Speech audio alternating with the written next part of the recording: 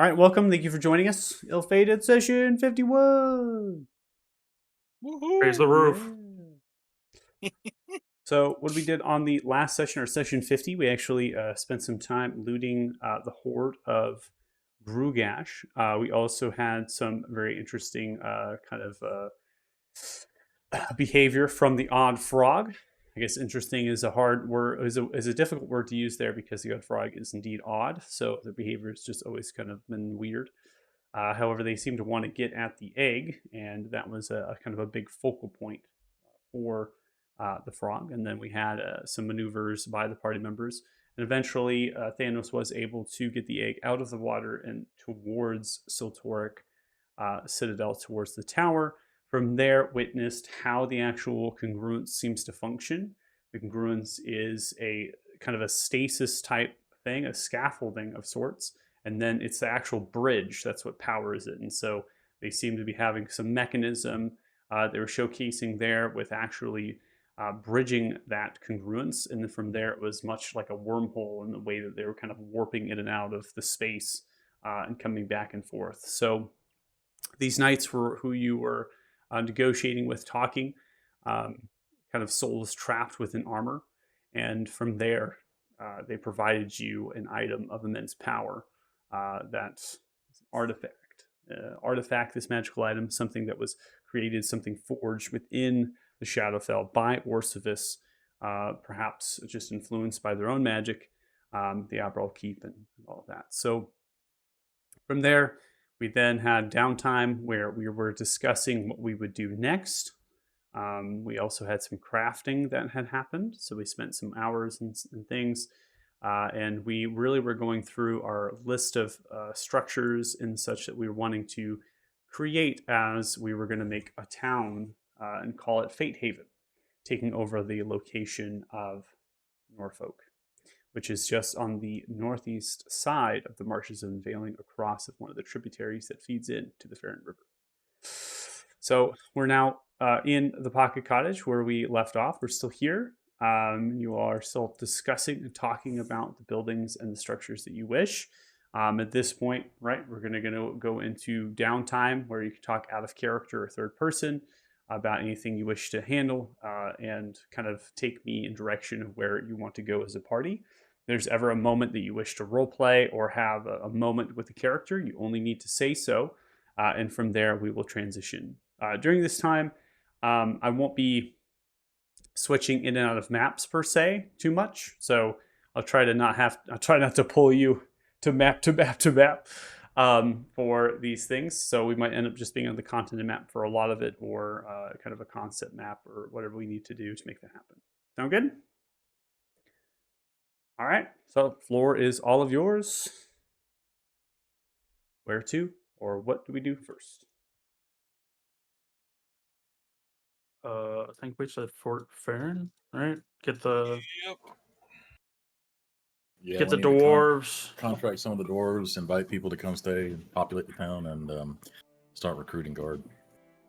Yeah. And also get our reward from what was Oh, yeah. the commander Do we want Remar Oluka. Luna. to invite Luna. the Fey Lady to our town? Paxina? I don't know if she'd No. survive the trip. No, Also, I do no. not want to talk to Paxina. No. She can Okay. stay in Thanos' place. It's fine. stay in Thanos' place. Let me ping the stream view. We also ended it like we were heading to Fort Farron, but I want to make sure because we had two party members out. I wanted to give you a chance. So you'll find that I will retcon some stuff. You'll see I'll backtrack a little bit, just in case there's party members that wish to do something that weren't here prior to. Absolutely not. I will not return to Fort Farron. Ever. Ever okay. again. All right, we won't head there. I mean, you could stay. Hard it's fine. no. Hard pass. Heard Steven was going to go to High Rock, or Lucar was going to High Rock to learn how to navigate he was the already icy there. tundras. Excuse me?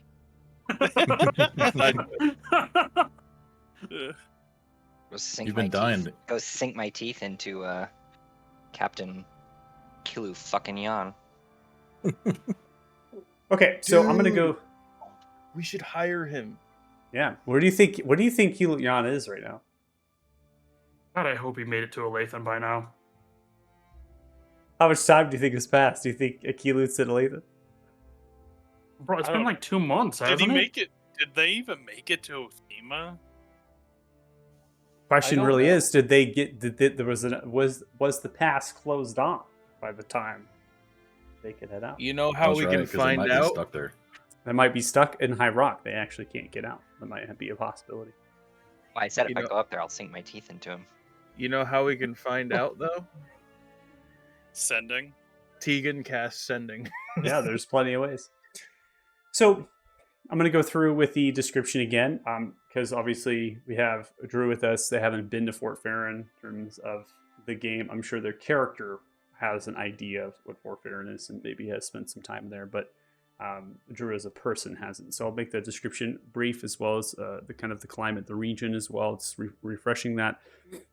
So you're kind of in a farmish region, temperate forested grassland. You're on the north side of a tributary. The north side of one of the tributaries to the Farron River. Has kind of that very fast, rapid, rocky, kind of sloped with the grass and of the dirt as it reaches down to that place. The road now kind of transitions to cobbled, the farmland and the housing that's upon it, sparse with deciduous trees from the smallwood as well as evergreens that might come from the southern frost-torn mountains. The frost line, the actual snow line, I should say, that is encroaching now because obviously we have a change of time in terms of where we're at. So we're actually in winter still, and we're kind of into the heart, getting into the heart of the winter and the way that the world works here. So the winter comes on really fast and then begins to tamper out towards the end of the season, even though technically it is winter still. So you can see the snow is almost pushing itself too. Fort Farron isn't going to be hit by snow, but it, depending on weather, the snow might be pushed to it and eventually it'll melt right during the day. Fort Farron itself, now that you're kind of getting here, it borders and neighbors a deciduous wood that is quite decent in size. I would say it's smaller in terms of forest on Arthuria. It has small, medium-sized game within, many tributaries, springs that will funnel themselves out into the Farron River. And of course, we as a party know what has transpired into the small one. A little bit more eventful than just a humble, quaint meadow of a wood. So hasn't really changed for the rest of the party here.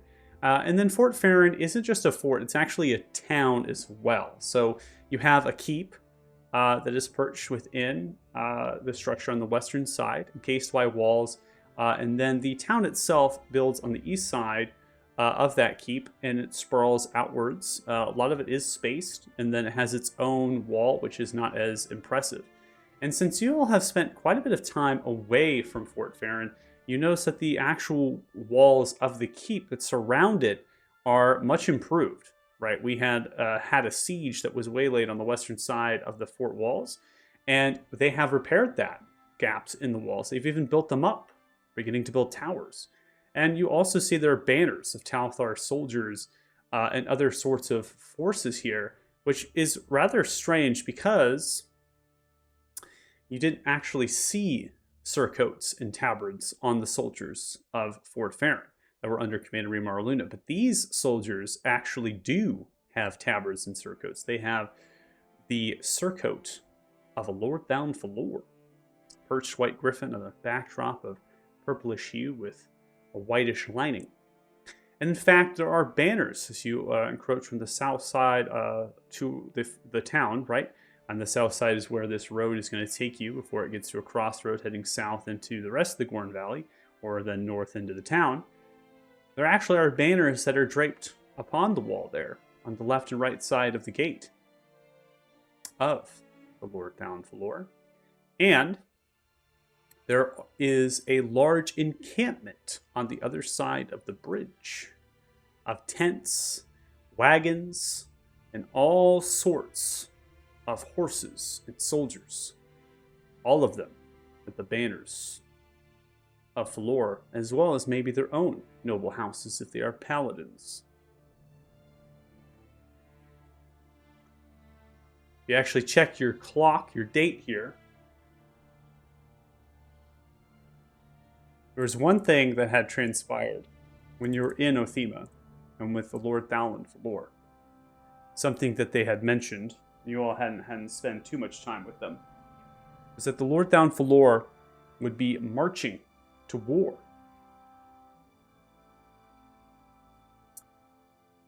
Just so happens that this date is the date that Lord Thalon Falor and their banner are working through the town on the road. Oh shit. Now you don't have to do any. You don't have to interact with this at all. This is just an added thing to what is already here. So, continue with the description. Didn't that son of a bitch threaten to kill us? Yes. Not, I don't know. It was kind He of told us weird. to get the fuck out of his town. Well, he told us not to fuck with the black. Was it the Black Hand stuff? Right? Because Yeah. And then we didn't listen. And then we got his keep blown up. Well, that happened, but we never talked to him after the keep blew up. Yeah, We it's just like laughed. running into I'm an sure I edge. don't know what you're talking about. We kind of told him. I mean, we kind of figured the keep was his own fault anyway for being a jackass. It was. If So- you would have just let us take the body, we would have gotten in and out. Problem. Who cares? We marched a corpse into your royal room. You know, you just got to deal with it sometimes. Mm-hmm. I tried But to yeah. burn it, to be fair. Yeah, you also did try to burn it.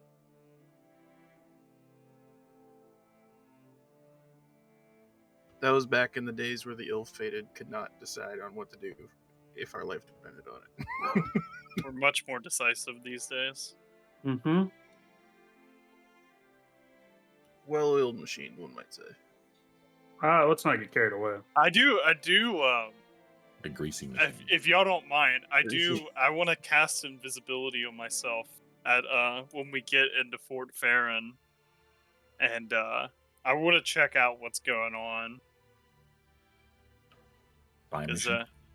yeah, I just want to stealthy, see. motherfucker. Huh? Hope you're stealthy. Well, that's why I'm casting invisibility on myself. You're gonna go by yourself?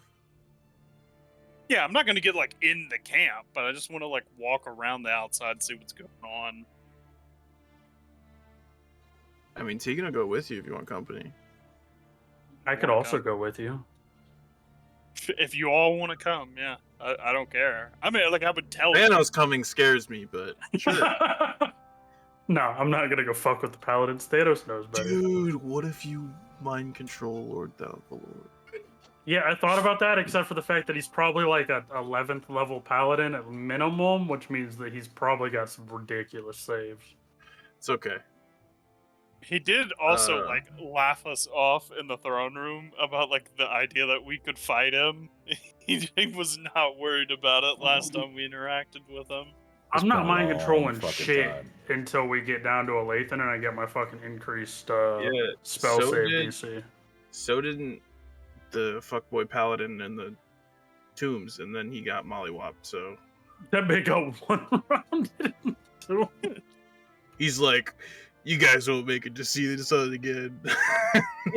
Lucar just fucking mollywhopped that man with like 2 crits. Like, okay. Didn't even matter that I broke his fucking nose, because then he just got crumpled up and stuffed. Yeah, and Just you got turned almost into a did ball. too. You almost got sucked into Bane's realm permanently. Well, Lu- pretty much Lucar was. might You still can be consider a- an eternity. He might be a secret Bane agent for all we know. Yeah, He's a Secret sleeper. Bane agent. but yeah, man. if Tegan and Thanos also want to come, I will upcast invisibility at 5th level. I have my own invisibility, dog. You don't Also need to. have my own invisibility. Though I could actually. No, I'm not coming with.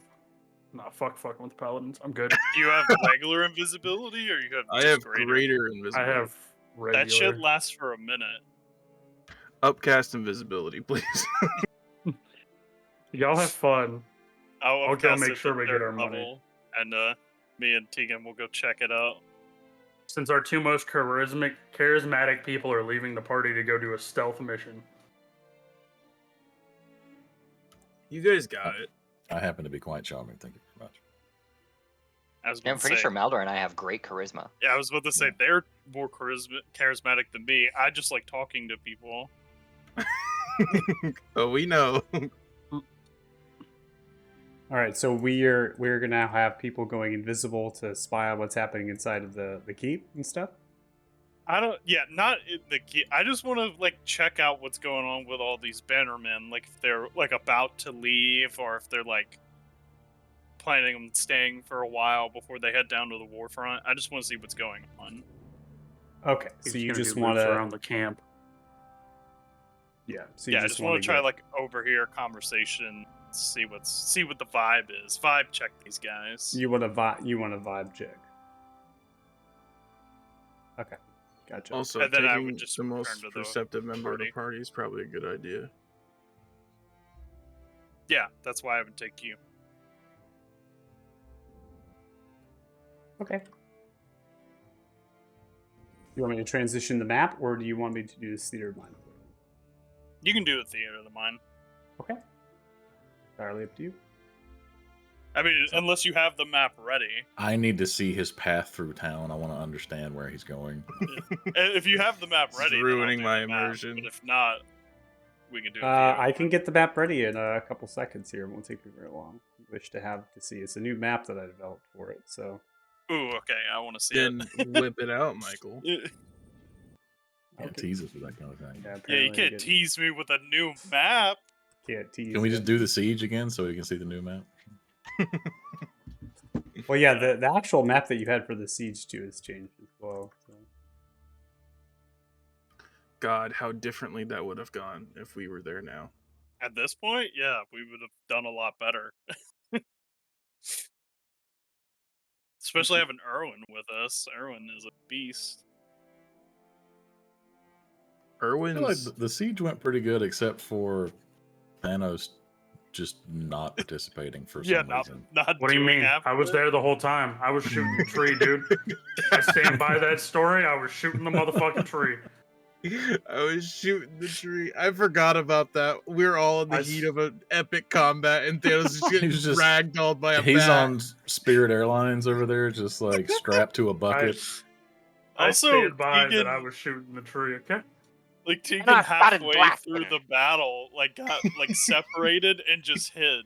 Like he just stopped fighting. Yeah. That man hid under a fucking tree that got thrown at him. I mean, they were throwing trees. That seems like a reasonable response. No, it was a good idea. I'm just saying, like we fell apart at the end. We were doing really well, and then we got to the part where we had to storm the tree, and then thankfully, Priest Dumbly Goldbelly hit it with a remove curse, and we were fine after that.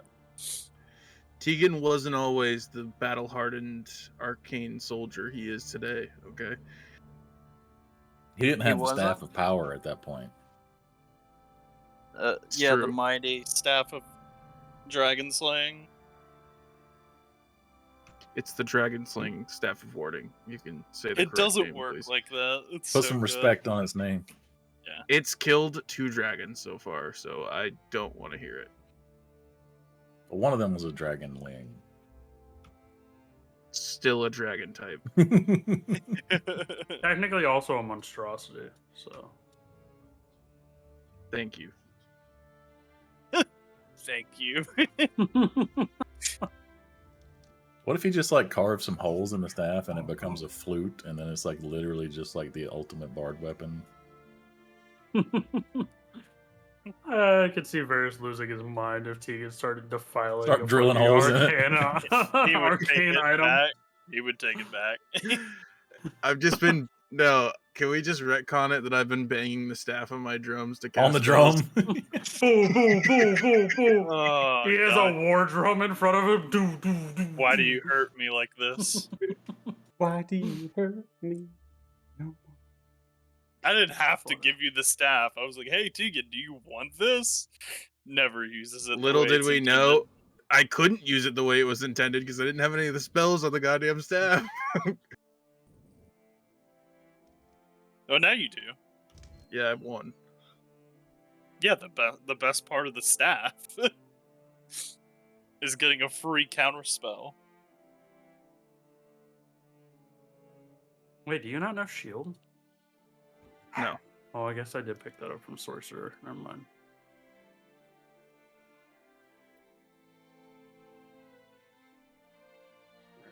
sure this is configured properly. Really This is like our this fault. We gave him music. shit about the map, and now he's under pressure. He's gonna. I know, right? he's gonna Well, piss it off. was kind of some of the tokens were like bugging out, like they weren't like appearing because it's a level map, and so I had to like adjust the elevation of them so that way they were like Hmm. appearing and shit. Mhm. It's kind of an extra thing I had to do. That's all. Make sure that it was working. But yeah, I just want to see what these guys are up to because we've had like no updates on what's going on at the wharf thing. Okay, I'm ready. Sweet. All right. So, Baron Keep, change-wise description, it's still going to be kind of a 3-story, sturdy bricked structure, and it has design, but it's now going to fit more in terms of a keep. And so, I'm actually going to be transitioning you all to the particular map. Now, what the issue here is that when you get through the town and you begin to go in the direction of the keep, it's only a handful of you, right? Because you want to be invisible for this. You're casting invisibility on yourself and then going through, or are you just going to just all walk through in the direction of the keep? That's kind of the question. Yeah, I mean, I imagine Maldor is just walking into Yeah. town. If you guys want to split off and go invisible, Yeah, that's- that was the plan. he's not gonna thought wait. they He's were just gonna going keep to going. the- The camp, and then the rest of us were going to the keep. Like, wasn't there a camp, is what you described? Yeah, so there Unless I was misunderstood that. No, so on the south side, across the bridge of Farron, the actual Farron the River there, there's a large bridge that's arched in stone, and it does feed into a small islet in terms of supports, and then crosses with that arch and things. That's going to lead you towards that large banner, that large encampment that is there. That has all manners of servants and soldiers. There's banners of houses from Othema that are aligned and under the banner of the Lord Thalon Falor. And of course, it kind of works itself encompassing the road. It's quite long and then pushes into some of the rolling foothills and the grasses as well as the trees that are now begin to spiral from themselves, sprawl from Neville Ridge. And so, you can navigate that camp and get yourself over there and try to find something. There's traders that are in there currently, people that are perhaps heading north, right, the direction of Fort Farron or Thema, or even to Eastmar, and they're stopping, wanting to sell their wares because these are soldiers, and in fact, some of them are nobility, and they have coin from the Holy City. They are Falor's personal banner, and so they are very wealthy in terms of their coin and willing to spend that on things on the road. So some of the traders that might not have made it to Fort Farron or kind of going from Fort Farron to other places, they would be now settled there to trade. As the banner itself has been in camp for, it looks to be a couple days, just based on just watching it and how it's functioning. All these structures that they've pitched themselves up in canvas tents, they seem to be slight permanent, not necessarily they can't pack up and go in a moment's notice, but a volume, a body of people this large. We're talking thousands of people upon thousands of people. So it's a large body that's moving here. So it takes a long time to get it kind of packed up and get it moved. Even though they are soldiers, it still takes that time. So question really here is that I just, who exactly is going to the keep? Because the town gates, those are open. They're just double wooden doors, and they're open. They're not barred. They're not shutter barred. They're open. There are Fort Farron soldiers that are currently upon the wall, looking down, travelers and other people that are working themselves into the town. But they're not stopping. There's no actual soldiers here at the gate stopping or impeding travel into the town, right? So that's kind of what I'm trying to figure out is who exactly is going to the keep, and then how are you going to the keep? You being invisible, or are you wanting to scale the wall, or are you just going to go to the gate? Yeah, after getting the lay of the land, I think Varys is probably gonna talk to Tegan in the group and say, let's go to the keep first and see what's going on with the commander and get an idea from him. And then if there's more information we want, then me and Tegan can go and check out the encampment afterwards. Okay. If you are good with that. Yeah, whatever you want to do, man. And then that way, I'm not just walking in blind. I have more of an idea of what's going on. Yeah, if you feel like something's going on, I'd rather be safe than sorry, so I don't really think there's anything going on, but it might also just not be necessary after we talk to the commander. We might get all the info that we want. So, Is your intention to assassinate Thalon Falor? no, absolutely not. Not us.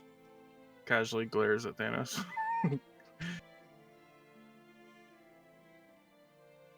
He has a wonderful mind. I wouldn't murder him. No, I just. What? He has a what? What did you just say? He has a wonderful mind. I wouldn't murder him. All right. No, my intention was to just figure out what's going on with Warfront, but honestly, we might be able to figure that out without having to sneak around. It was just if we weren't able to get all the information, I was to be satisfied with it. But now that I think about it, it's probably a good idea just to go and talk to Commander first, since we have a rapport with him. Don't one of you know Scry? Can't you just scry on the Warfront if you really wanted to? I don't know Scry.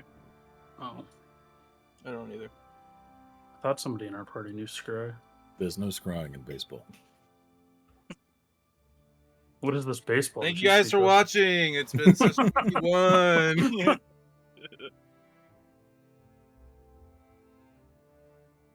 So yeah, after getting the lay of the land, Varys is just gonna go to the keep, and I don't think any of us want to be invisible, right? Nah, not for the keep. We were all invisible and just started talking to the commander. Hello, we have returned. We It's are Theo here. Fade. Just like all whispering behind him. Yeah. I think the loud clanking of the armor would give it away though before we ever got there. Yeah, you see nothing. I was but about to hear say, clunk, clunk. Do we have 3 people wearing plate now? Yes. Yeah. Yes. One of which is wearing nice shiny dragon scale plate armor. Well, 2 actually. One's wearing Lucar. black, Oh, and one's Lucar's- wearing white. Yeah, they're like Yeah. the yin yang twins over there. And it's It's both of our very- holy people. That's the best part about it. Yeah. Holy's a strong word. Holy's a strong word. Well, for Erwin, it fits. I don't know about Lucar. I haven't gotten to talk to him enough to figure that out. He's usually Yeah. high. You mispronounced angry. My I god agree. is a wrathful god.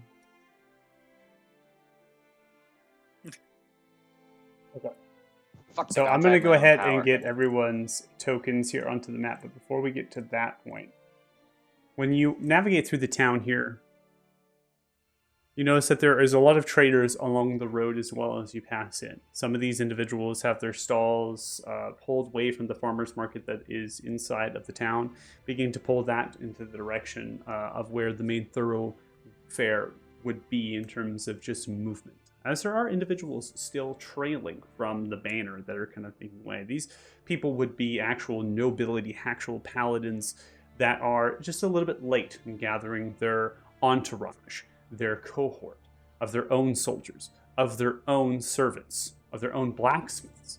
And they have their own banners. They are mighty as they kind of stride through. Perhaps it took a little bit more time to call some of the individuals inside of their own personal banners to then ride under that of Lord Thalon Falor. So traders are selling all sorts of personal wares, roses, perfumes, certain trinkets. Maybe they want to send back to loved ones. There's also messengers in here, envoys that come from the actual fair and keep as well to send these messages and stuff if anybody wants to write a letter and get that out towards a personal, person, that a partner perhaps, or a child, that is in need of some sort of accordance or message. So pass by the tavern. Obviously, that's hustling and bustling. There are soldiers that are in there drinking and enjoying themselves at this very hour. Going to transition just a little bit of time here. Already transitioned the time clock based on the travel to Fort Varen already. And you then head into the direction of the keep. The portcullis of that is down, and the double-winded door is shut. This is probably the first time that you observed until the actual siege, the attack, they shut this, and so it is actually shut down in terms of entrance. There are many soldiers upon the walls as they're making their way, walking from left to right. They're going to be surveyed. These are Farron soldiers, the towers that they're kind of perched up on. They are looking down upon you with several individuals as they're scanning and watching and observing. And so they just kind of look towards you as you all begin to walk up. One of them begins to speak. State your business!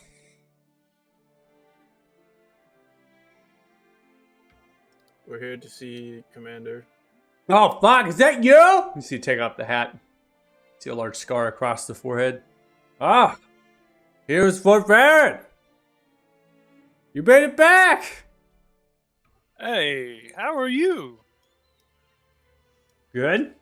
Good. You remember me? Yeah, you were part of the army that repelled the undead with us. Yeah. That's the guy from the 8th or the 11th or whatever. The 7th. Which one was Maldor's? It was the The 7th, I think, right, Maldor? That was the 15th. I don't know. It had a number. You don't remember? I love it. I thought it was- some Someone random number. detect thoughts and find out this guy's name. Yeah, I can. I will. There was only one surviving member of that group, and that's because And we I'm pretty raised sure it's him. him. And Yeah. I gave him tons of money and told him to go home and get the fuck out of here. So if he didn't listen, like, Maldor gave him, just like- kills him. I gave him like 800 gold or something. I'm Like just everything gonna say- Maldor was carrying. I'm just gonna say, were you part of Maldor's regiment? You made it, Maldo? Hey, Commander Maldor, are you Yeah, part of that'd the be me. regiment? Didn't I tell you you- to go home? What? Well, I told you to go home. What are you still doing here? You did. I don't know. I didn't really want to leave. Kicking rocks. Point's good.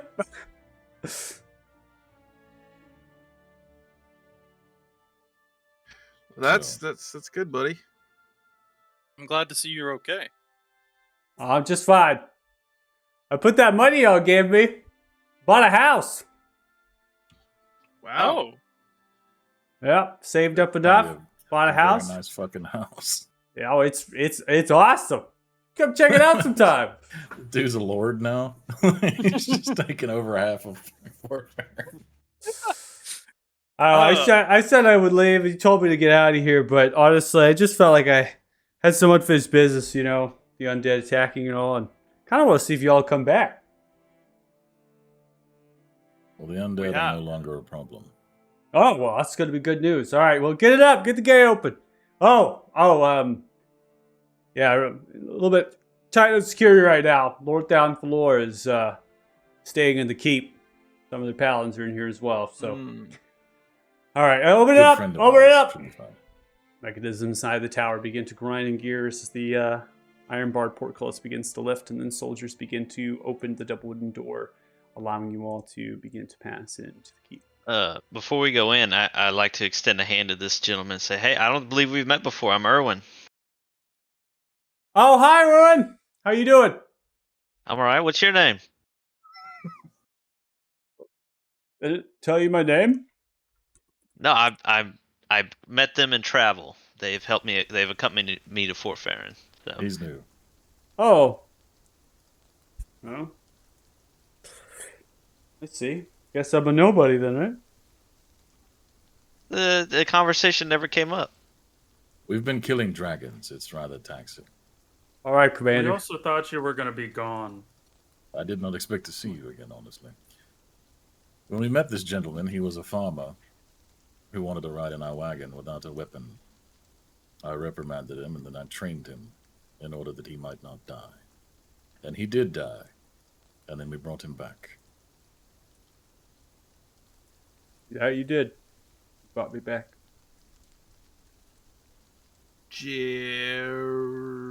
Jerome. Isn't it George? Jerome. I mean, keen mind would let me know what his name is. I think it's I been think too that's long. outside. Yeah, that's outside It's the 30 1 month. It's days. outside the Yeah. scope. Longer than a month? You were the one that like introduced him there because remember he asked for a ride in the cart and you were like, "Yeah, come on." So you're probably the only person that actually knows his name. Yeah, I was gonna say that's unfortunate.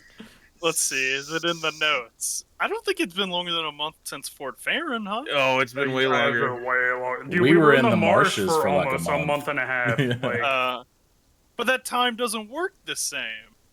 yeah, it's faster in the marsh. That's the issue. Is we lose so much time. Yeah, that's what I'm saying. But no, I'll see if it's in my notes. It might not be there. All right, I'll give you a chance to check your notes, and then I have the name. So. The guy rudely Weird. just does not want to It's give not me in- his it's name, a not in new my guy It's who hasn't met him before. Looks down. Marcus.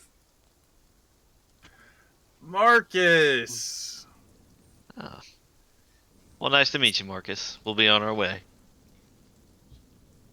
All right, you all have fun.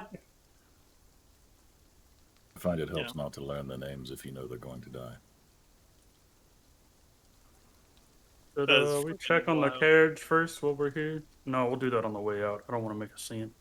Yeah, make a scene on the way out if you are. If you're gonna make a Don't scene. you know? Wait till nightfall so you can invade his dreams. Yeah, you could do way worse things to him now than you did before. Oh yeah, I know. I'll kind of, as we're walking, just kind of lean over to Varys and go, I don't think that invisibility is the best course of action, considering if he's in the keep, they've probably got some magical protections against that, so I don't necessarily... Holy I'm not fucking spying guard on him in tokens. the cape. I wanted to go to the camp, but we'll I figure out think- what's going on before I think we should just pull up. Yeah, I think you're right. Let's just pull up. Where's the bar? Tegan, I think you have some competition. See, as He's a there is proper a bard, they have an humble, instrument. humble gnomish bard playing a lute, the purplish cap, crown over the against you, playing subtle melody. See you all approaching. They turn around. Continue to play the lute in front of your face. Are you gonna let this stand? Tegan's gonna reach into his bag, pull out his own loot, kind of crack his knuckles a little bit, look at the party, and then put the loot back in the bag and keep walking. Do you play? Nope. Oh, Do you? such a shame. I do. How long See have him you with a been in the fishing rod, trade? though. Any coin with graces for you, graces. It's been a long time since I've had a audience of your caliber, esteemed adventurers. Yes, You've done your fair share of adventuring. I have indeed have. I have traveled to several continents across this fine world of Antares, and studied in the dare say of the Hanunza Collective at a time. So only this one world. Oh yeah. Ah, you far traveler, gone to other worlds in this cosmos. Several of us have, actually. Wow, that is magnificent. Do tell. No. Such a pity. A tale Hey. as old as time. Don't wish to We share have the business with secrets. the Lord, and yeah. Oh, wonderful. I am thy lord's humble bard. Scanning Jester around of at court. Master Jester, thank you. scanning around at these paladins. Do any of them look like they're eyeing us weird? Sees the paladins here on top of their war horses, full barding of full plate. They indeed have plate armor themselves. Great swords along the back, many of them bejeweled in gold and silver accents. They're simply sitting on the horses with kind of cloaks over top of this purplish coloration, silver outline of silk, as the soft rain slowly begins to fall down upon their head. They're holding the reins, clutching them. They're on watch, watching you as you all pass in, staring at you from left to right as you walk. Or right to left, depending on which each side of the street. But like, no sign of aggressiveness or anything like that. No. Okay. So you can see that on the keep itself here, there are particular tokens that might alight for you based on elevation. This is a leveled map upon design, kind of in where the actual Farron Keep was supposed to kind of be like in description about assets. Not being able to make that myself, finally able to really make something that is very much a keep in the way that it is. There is a rampart that is going to work itself up into a courtyard with a small stabling of sorts. This stabling right now is going to have war horses and other sorts of creatures and animals, livestock for butchering and things in there. There are a series of towers. Those are going to outstretch and look down. And then there's two main staircases that are going to lead up into A, the courtyard, or B, into the actual main entrance, which is where you're kind of headed. The keep is designed for security. It's not very large. The way that I kind of showcased it before, I had this very immaculate lodging and these other things. I've kind of toned that down to make it more realistic in terms of what a keep actually should be. And then the keep has multiple levels, and that's the same sort of design as the previous map. However, they're more kind of moved in terms, right? So technically on the first floor, so you go ground floor, first floor, second floor, and then there's a roof.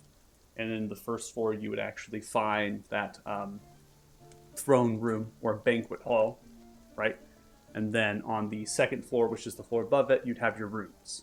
So it's just like the other map in that way, but the first floor kind of had that large hall and things, but it's been scaled down to be realistic with what this place would actually have in terms of size. This is more of a fortification rather than just an open kind of massive structure. So as you approach, you see two guard. In addition, you see the token work of other individuals, right? Those are soldiers inside of their towers. They do have the elevations perched up there. In addition, the roof actually has a superior tower which stands here. Those actually have ballista, so two ballista are perched up there. And so based on your current location, you can't exactly see those, but upon approach, you'd be able to see that tower, how it's perched up, that stonework. Slated stone, earthen, same design as the rock it's kind of built from. Way that it works. You notice that the soldiers in here standing guard, they are prompted as you are kind of work your way through, and one of them kind of steps forward, stares up at the wall, and you see Marcus kind of motioning their arm from left to right, kind of waving on. They begin to yell outwards to a soldier at the back wall, and you hear a large piece of wood being moved and the mechanisms of chain being lifted. So it's kind of like a portcullis gate that's being kind of done by the towers, as well as it being barred as well to aid defense. Soldiers begin to kind of step down, coming to the side, so you'll be able to pass through. Bard continues to play, stops, and then begins to walk forward. Well, don't mind if I join you. I'm sure thy lord wishes a performance. He's not with us. Sees the soldiers turn. They look towards the bard. Master Jester of Court, Fennicus, for thy lord down Valor. Looks back towards you. Wow. Yeah, this one gets to go where they want. Thought he was bullshitting. I'm not taking responsibility.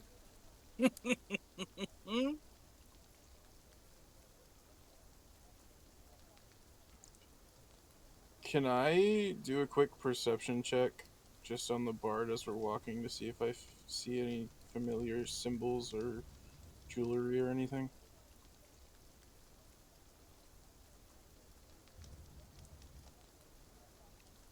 You can if you wish. Go ahead.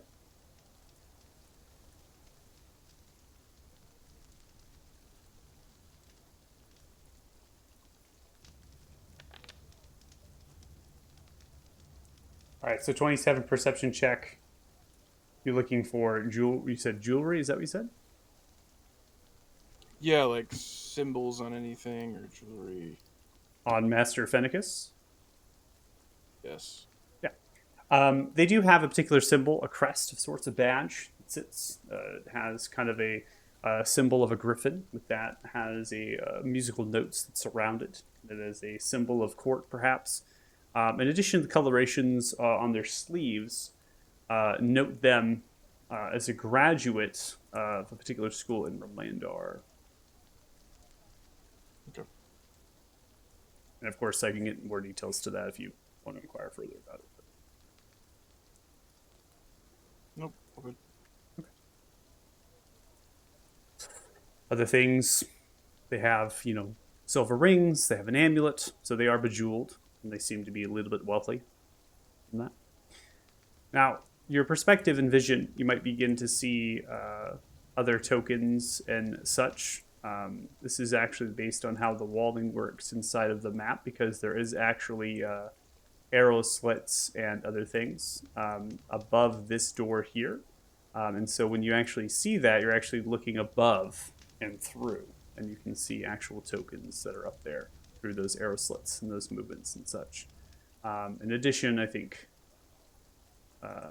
based on like Lucar, you can still see, basically have a pretty keen perspective of other things that are above there upon entry. It's a little bit of a downside from version 10. So hopefully when we get onto version 11, they have actually a way to configure that the windows will actually change perspective when you get closer or further away from them. So if you're actually really far away from the window, you wouldn't actually be able to see inside of that window.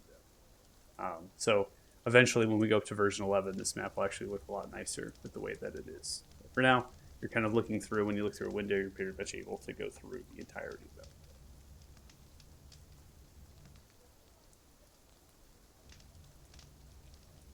Keegan, Varys, would one of you like to lead the way? Yep. I'll put my hand on Tegan's shoulder and just walk beside him, basically, so that we're like, together. Just giving subtle nods to the soldiers. Say, gentlemen. Yep. Come through. Doctor. Doctor. Bidet? As we walk, though, I'm gonna look at Tegan and kind of whisper in his ear and say, "You're a bard too, correct? Do you know this jester that the Lord has employed?"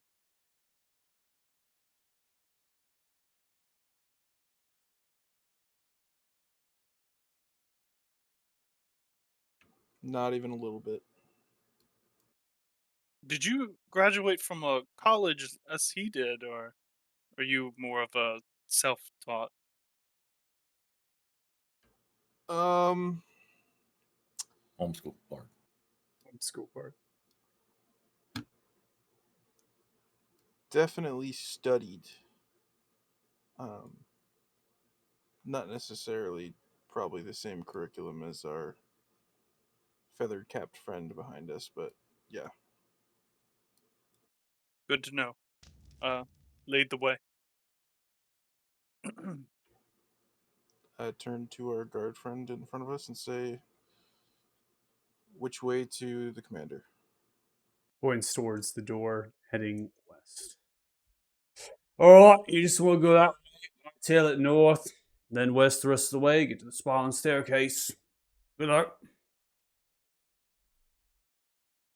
See, as Master Fennicus begins to push through. Excuse me. I know where to go, thank you.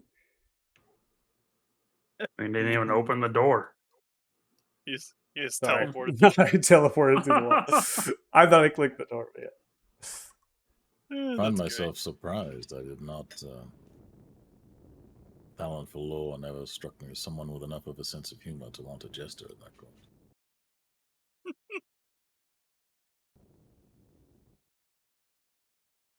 God, this is so. It feels so claustrophobic with the map being so cut off like this.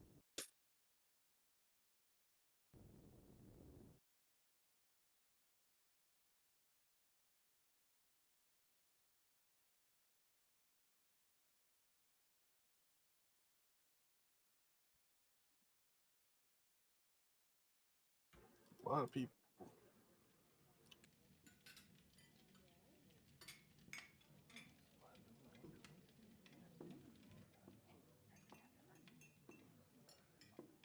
Okay, so upon coming into the space, Lucar, I'm just going to go ahead and move you over there.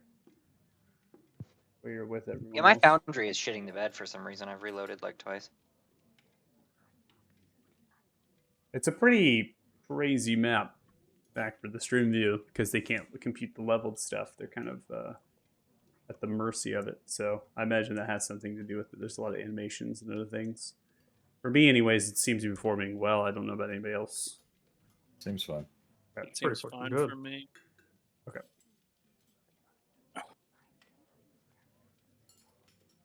So upon coming up here, you notice there's quite a bit of individuals that are up here, kind of be having a lot of space. This has an elegant kind of throne chamber hall room in terms of the way it's designed, and again, trying to fit into some of the accuracy of what Farron Keep should be in terms of this world. And so you can see that it showcases more of a tight structure. Dining hall here is large enough to accompany notable emissaries or of court from the town or even those visiting, but not too large that it's going to have just these immaculate dining parties because we're not in a city by any means. There's individuals that are in here eating lunch. This is kind of the lunch hour upon your arrival, and they're beginning to break out. So servers are coming from down below, carrying large food trays and such, and they're beginning to put those upon the actual large banquet tables with these benches. Again, the colorations of House Farron are here, which is a greenish yellow of color, and they are the ones who founded the town. They're the ones who built the keep, and so that house always has the kind of lineage as it does. It works itself through in a lot of things, the descendant of this place. Banners and the walls and such. There are windows here. They're metal etched, and they are braced. Cannot be opened, but they allow for lighting to come into the space. And there's sconces pitched with torches, and those are lit, providing light and candles upon the tables as well as that outside. There are other doors here, and those doors give access into some of the towers or into some of the other spaces of the privy, and so that has an element. Now, there are nobility in here. Those nobility would be from the town. They would also be from the banner, and they're currently residing in here with their various colorations of clothes. And then, of course, the Lord Thalon Falor themselves perched at the head of the table, just slightly raised above the rest. And there is the Commander Remar Luna.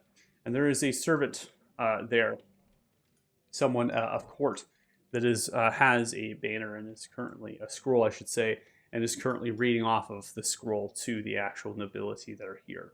So as long as you're coming in, you're kind of in the midst of interrupting that kind of speech, right? That delegation that's coming out from the voice of Lord Thalon through this scroll.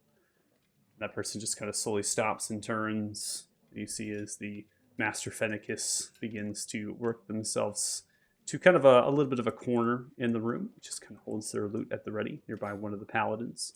And the Lord Thalon looks as you all begin to enter in.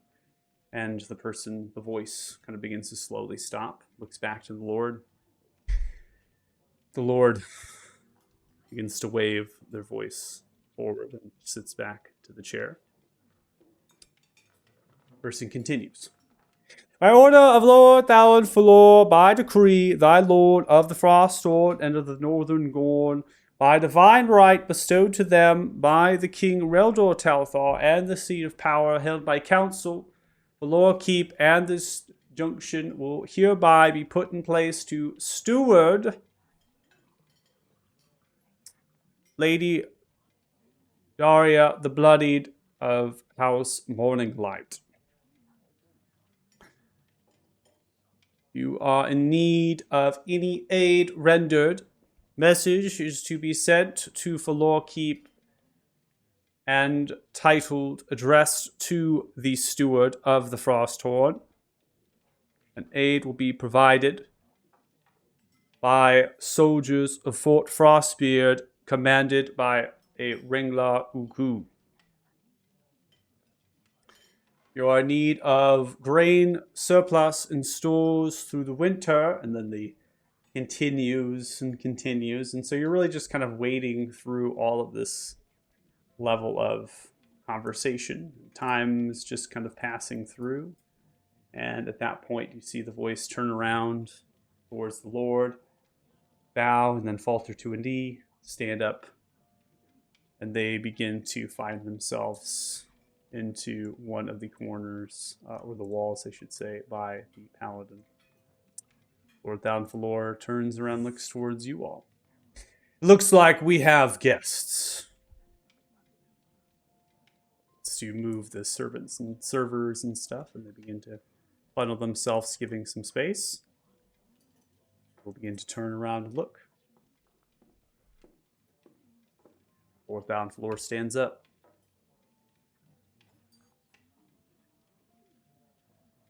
Voices and everything begins to die down in the room.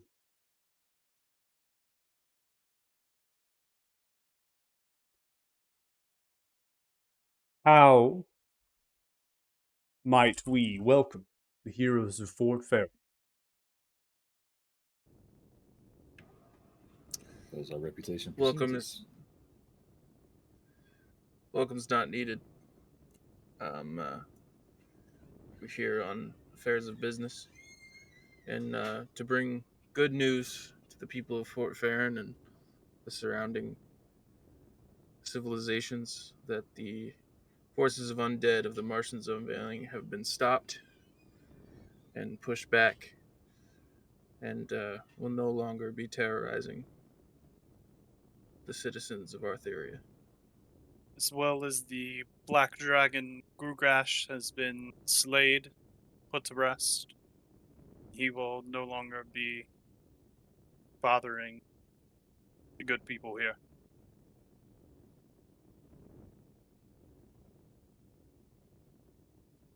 One, real quick, OC. Steven, are you trying to move your token? What are you- Yeah, my thing finally reloaded. I was trying to move in, but it's giving me all kinds of crap. Yeah, I don't know what you're looking at. Your token's not there. Your token's up here. That's wild. You're moving something on your screen that doesn't exist. You also, You I might think have to you're, do like a full cache clear or something. yeah, I think you're lagging too. So I think that you're storing something that is old. So might have to close out the browser, Control F5, and see if you can reload where you're currently at on the map. Okay. But you are lagging according to the latency. You're pretty much red and spiking up to 300, 500. So hopefully you can get back. But nothing's really happening right now, so it's really just theater of mind too. So it's not a horrible thing. And hopefully once you get back in, you'll see your token. No worries. I can try to drop you down too, again.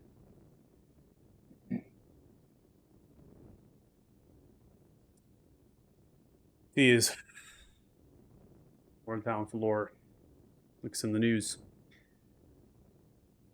The Black Dragon has been slain. That it has. And what have you to like, prove of such Point to victory? Irwin. He's wearing it. Turns and looks. A new companion. Quite useful one at that. I just smile and wave. Moves over to standing. And Irwin, who are you? Lord Erwin Grizzly Watcher.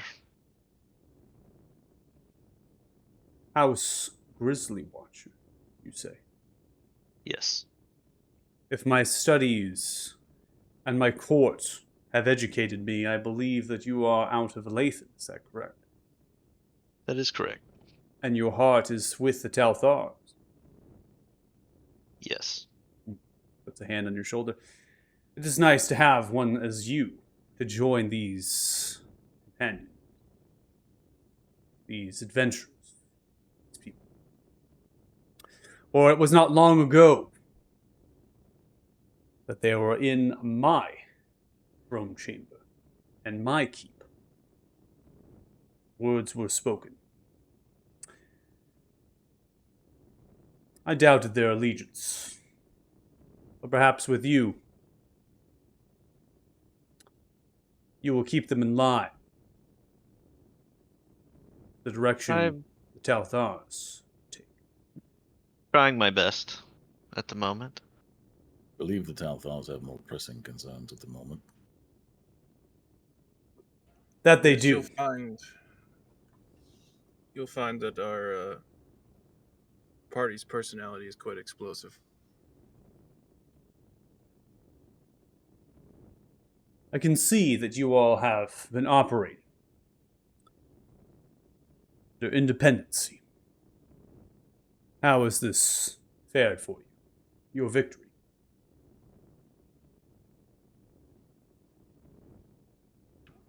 Done what needed to be done. No need to boast. Modesty is the path taken by those that seek no reward.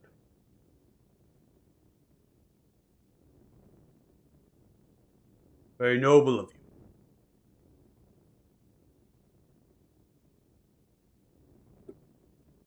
Lord Irwin, Grizzly Watcher. Are you abandoning your house to accompany these adventurers on their travels and on their quest? No, I would never abandon my house. Who serves in your seat? I have no seat. You have no. And those before you yet live. Correct. Who is Lord or Lady of your house at the present moment? Oh, names. My oldest brother, Gregory, is the lord. The lady is still my mother. Very good. Then, if you are to fall and perish, fall in combat, die on this noble quest, your house will continue. Of course. Very well. Are you all accompanying for lunch? You wish to dine? I look at everybody. I don't see why not. We were hoping to maybe get a reward for slaying the black dragon. The path of modesty is Yeah. those who wish to not seek a reward. But if that is, I can't. if sorry, if that is not able to be done because of the repairs to the town, if the gold is needed elsewhere, then we would understand. Wait 1 moment. So you allowed me to conclude my speech about modesty and no reward provided or given, and now you are seeking. I did not want to interrupt you. I think perhaps, We given would that we never are wish discussing to. matters of loyalty and allegiances and so forth, and rewards, perhaps we can call it even. The abandoned village of Norfolk is hereby within the domain of the ill-fated. It will be a new bulwark against the undead in the marshes, and we intend to lay claim to it as part of our victory. You intend to lay claim to my land. Is this what you are declaring? Land that you are unable to hold. You believe me incapable as lord to hold my own land. You insult me. Or you chose not to. Either way. It is now liberated. We need a place to set up. It seemed fitting. We will, in exchange, provide a buffer for you against any future incursions of the undead. But you have Lord- stated that the black dragon has been slain. What Ah. undead would make incursions if the dragon who commanded them is gone? When you slay a Lord- commander, sometimes new commanders arise. Then there is a greater threat in the marshes that needs to be vanquished. Apparently, not No. that I'm aware of, but Who would knows what be can in happen. command then of the undead scourge if the dragon were to fall? I'm just gonna look at Maldor with a very stern look and be like, Lord, the thing is, the marshes of Unveiling are a very unpredictable and dangerous place. The fog that comes from these marshes can alter and affect the minds of people in ways that cannot be reversed or understood completely.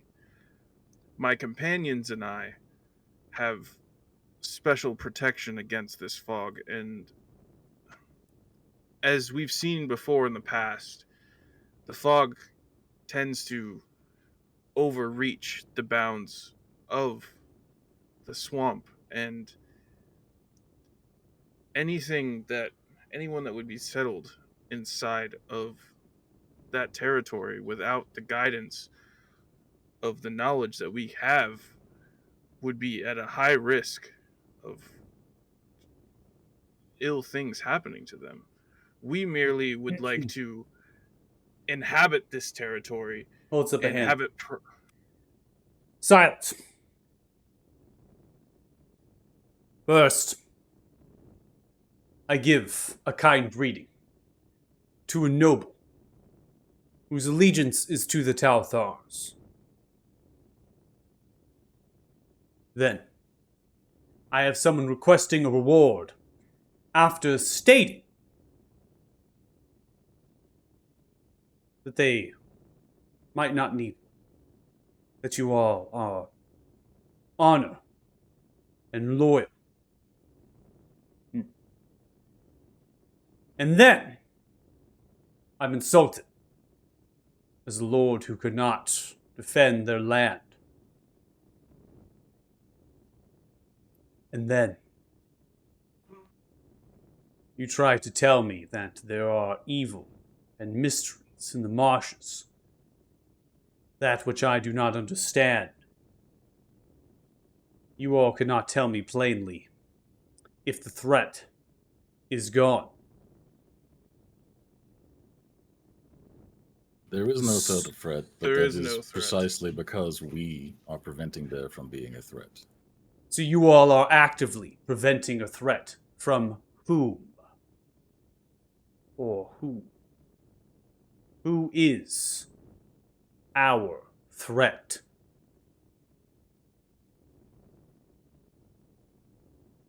Whatever force conjured all of those undead, you didn't think the dragon did it, did you? The congruence is open to the Shadowfell, and that is the ultimate threat. It will always be able to pull things into this world. We fought them back. We can continue to do so. I see. And the undead? Where do they come from in the marshes? As With my convergence, I companion presume. As my companion stated, there is a convergence leading to another plane where these creatures originate from. And where is this within the marshes? The thing is, the layout of the marshes, it's unpredictable. Time works differently there, and so does traveling. Distances can seem shorter or longer, so it's hard to pinpoint a location, but it is deep, deep within inside. Have you been here? Have you been there? Steve? To the other plane. No. Where the congruence is. I have not physically seen the congruence, but we are aware of where it is. Close enough to be aware of it. So you are motivated from hearsay that the undead come from a place that which you have not seen. But yet you know they are there. Well, we all have seen the undead. You do not know where this site is within the marshes. Do you not trust us, my lord? Of course not. Why would I trust you? Last time we had court and spoke, there were things that were said. Forgive my rudeness. To when you withheld information that impeded an investigation that you yourself had set us upon. And is this a favor returned in kind? Are you withholding information from me? My lord, Not the for last impertinence. time we spoke, you told us to never meddle in your affairs, and excommunicated us from any contact involving an investigation that we solved. I don't hold any grudges towards you, my lord, because I am humbly loyal to the Talthars, as is the rest of my party. We wish no ill will upon you or any member of your family. But the thing is, your war against these dragons and these threats is the same side we are on. We have killed 2 of these dragons. Our means of how we do so, or the information we gather, is used to a benefit of you and your cause. Rest assured, the information we have may not be able to be shared, but there needs to be no animosity between us. Persuasion And check. only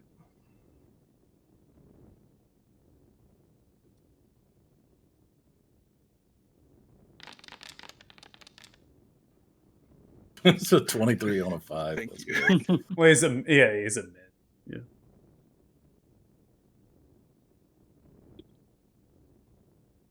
What you're asking of me is to ignore all of the training and the studies that brought me into thy lordship, and what has trained and taken oath for all of my life, to allow you to continue to operate in independency, to wage war against these dragons, in the like mind of the Talthars. My lord, we may not carry your banner, but we do carry your ambitions in destroying this force and liberating your people. Rest assured that, as I stated, no ill will towards you or your order whatsoever. We merely seek to use Norfolk as a base of operations to further our cause, to help you and your armies defend your people and your nation. And also, we would personally like to fund the rebuilding of the town and the building of a keep there to protect it from further incursions, should that arise. Additionally, it should be a safe haven for all of those displaced by the war and the attacks on the dragons. Any who should like to come stay are welcome. A And safe the haven, refugees of Tholnir, the lost city of the Alderfist, should be sent, as well as the numerous refugees made from the marshes over time, if that is what they choose. Some of those live and reside within the holy city of Theba. My lord, if you would grant them the option of living there, that would be much They are free appreciated. to do as they wish. I hold no control over them. What I do hold control is who occupies my land. In order for you to lay claim to this and to build a keep, you are in need of much coin. How are you to afford these ideas you have for this bulwark, this keep, this town? We have the financing handled. That was also why we were seeking a reward, was to start to build up our savings to do so.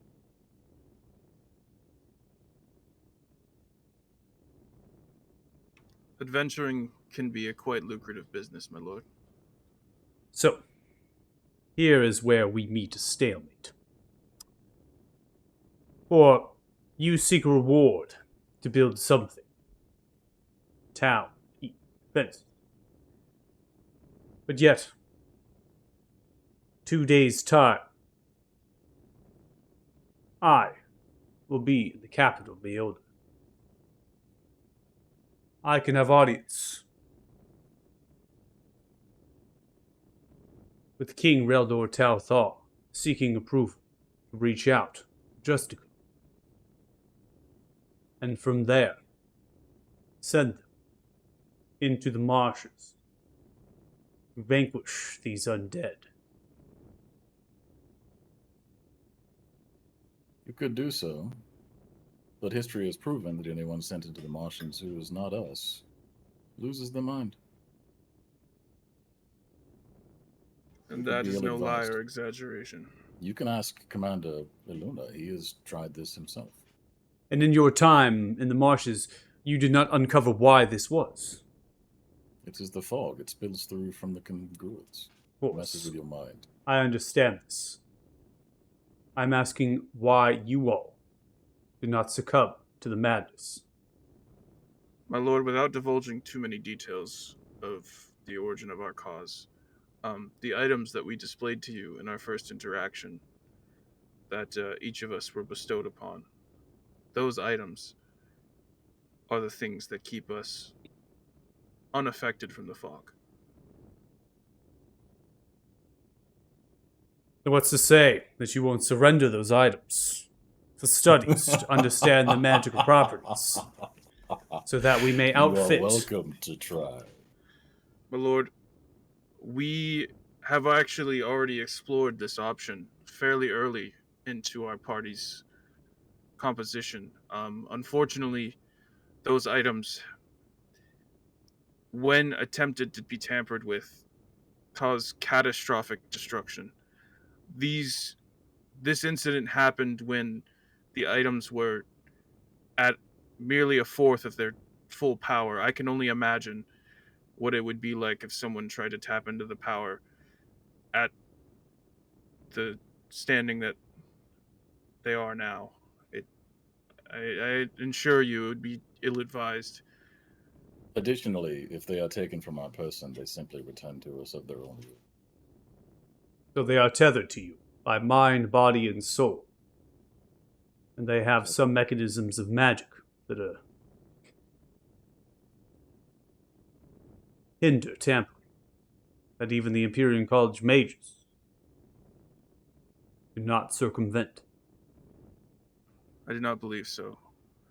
This, again, I don't say this lightly, and the magic that is tethered to these is far older and far greater than most of anything on Perhaps this plane. if more of the writings of the mages of old had survived the last several generations, we might have more knowledge about what these things are and what they could do. These items are also immune to divination. I tried to identify them through magical means, was unable to do so.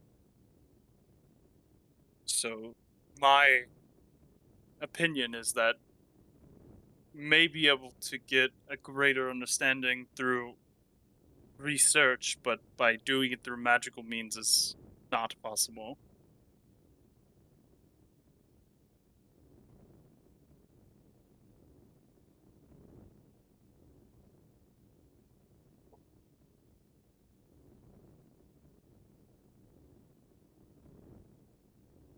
Maldor. Yes. Your insults be silenced from here on. Do you understand? I mean no insult, I simply state facts. You speak against the crown.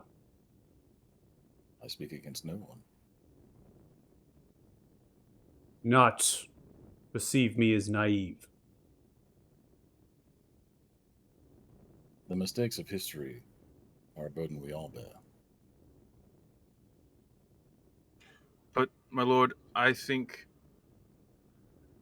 what my companion and I both agree on is that looking towards the future of not only the people in this room, but the people of this land, I think that is what we should focus on, is a brighter future and a safer future, and that involves us and our quest.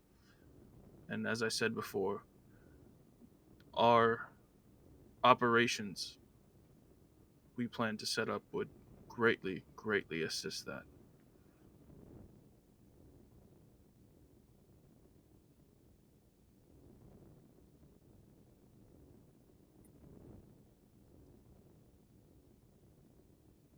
This was not intended to be an adversarial conversation. We thought it a courtesy to announce our presence in your domain. And You yes, face you an have come. unwinnable war. Unwinnable.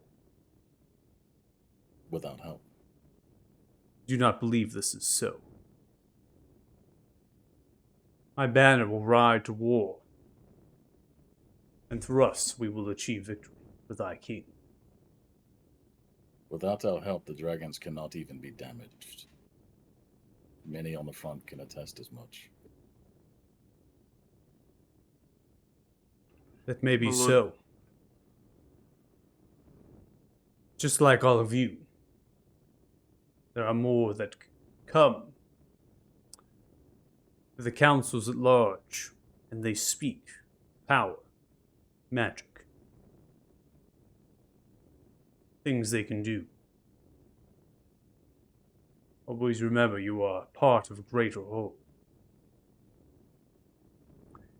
For the land given to you, so you may build this keep, this bulwark, this town, I will need one of you to swear fealty to me, thy lordship. Looks towards you, Erwin.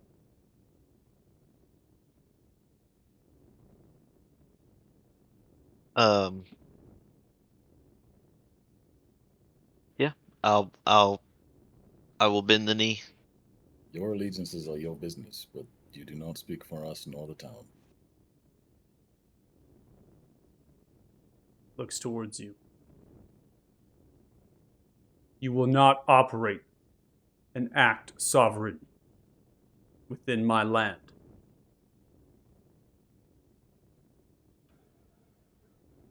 Law and order of decree always be upon you.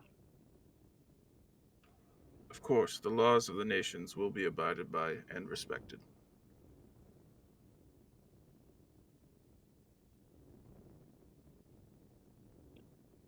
Draws the great sword and points it towards Maldor. I do not believe that one will abide by this agreement. There will be no bending of knees in Fate Haven. But our civilization of Fate Haven will still respect the laws and guidance of the throne. What my companion means is that we have our own ambitions, however, those ambitions align with the crown. As we have stated before. I have no Our- aversion to being allies, but we will not be subjects.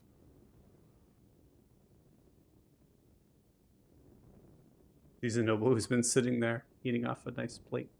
Grabs the plate, begins to move over towards a different part of the hall. The other noble. I begins to believe play. what they all mean, if you would allow me to speak, was we wish to operate similar to that of Alathan, where the rules may not necessarily be the same as they are in the rest of the Empire.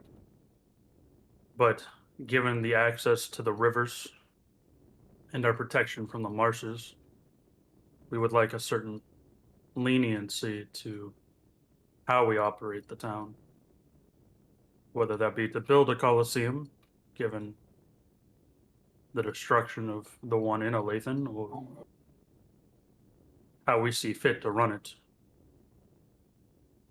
Do you know who presides over the Alathan Council?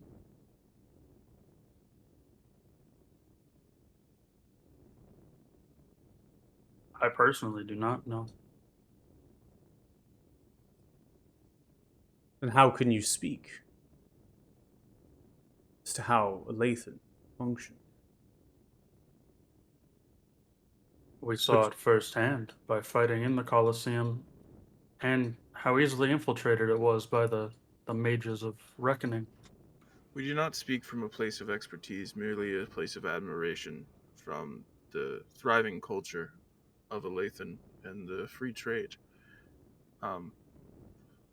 We do not pretend to be politicians nor royalty. We just are trying to start something great.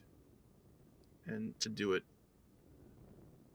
with the help of our people.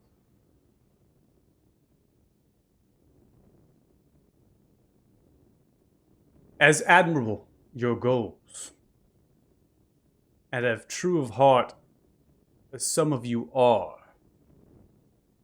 you have reminded me of history.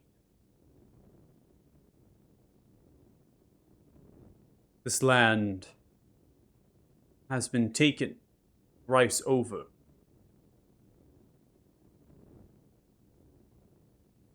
Alathan and their council is presided by an Empyrean College mage, someone of high rapport and esteemed position, the Society of Falthor, and of the People's Palace. Even though the council exists of companies and noble houses, all of which have their opinions, Talthar rule and law is over them. It is their position to not hold a city guard or a city watch, and instead to allow the lawless muck to infect.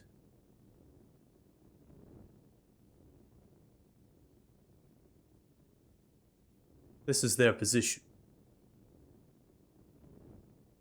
But make no mistake,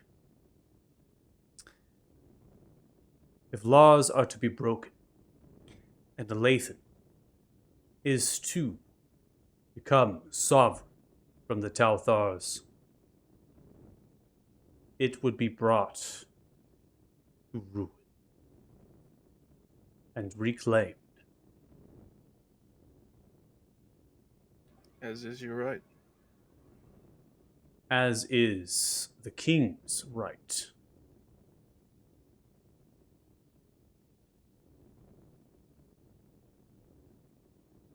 So when I ask for fealty to me, it is because you are wishing to make your own governance. Like Alathan, you will be able to do as you please. But you will always have the law and order of the Talthars over you. If you operate in accordance with the law, and you do not overstep your bounds, like Alathan, there will be no oversight.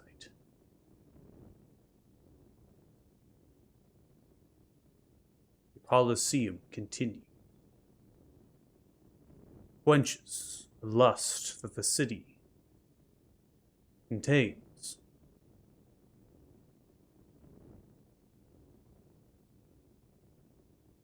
Do you understand my position? And why this must be so? Of course. It is perfectly reasonable you to ask. Our image of this place is, like we said, a safe haven.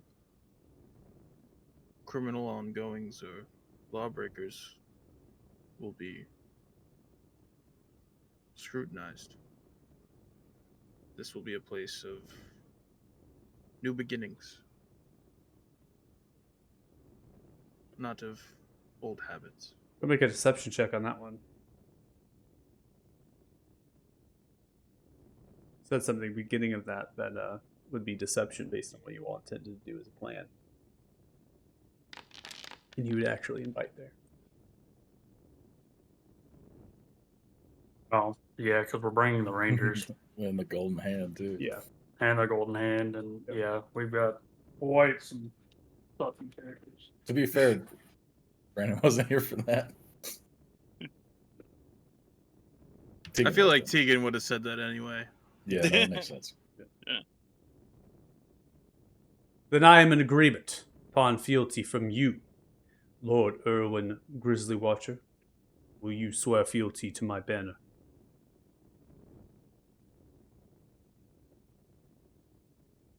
Yes.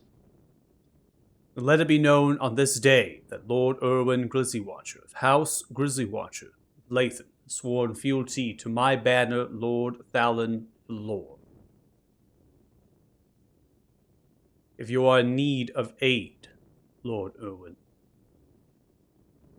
you may claim it from the Steward of Frostwood, Lady Daria the Bloodied, House Morninglight.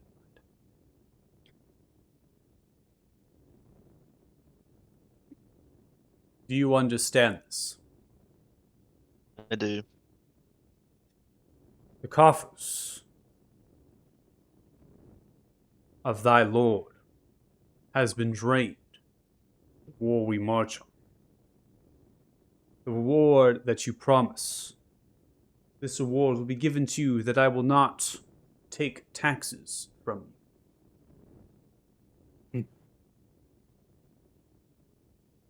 And any people that need to move to your new town, expenses for their move will be paid for. To motivate them to populate your new place.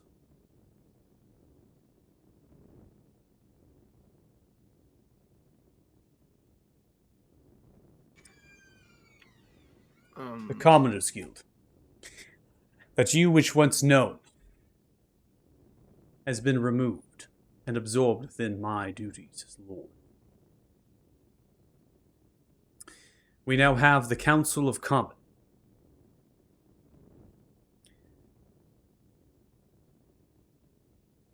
You are able to send a message to this Council of Common for any need that you wish in terms of resources to build your structures and to plan your town.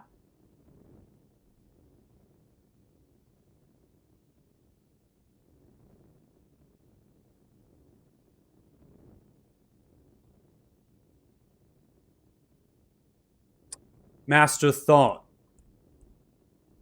Hogsley. This is the name you will address your letters. Master what? Master Thawne Hogsley.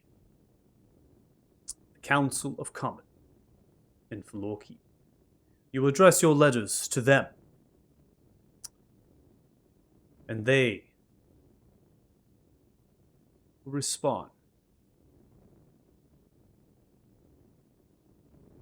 Hopefully meeting whatever need that you require.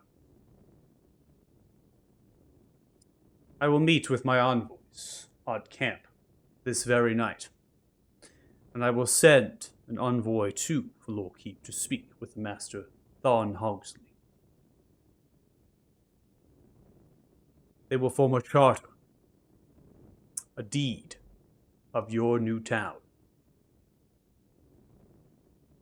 A name I picked up on, Fate Haven. Is this what you are declaring it to be? Yes, my lord. Then we will take the charter of Norfolk, and we redate it.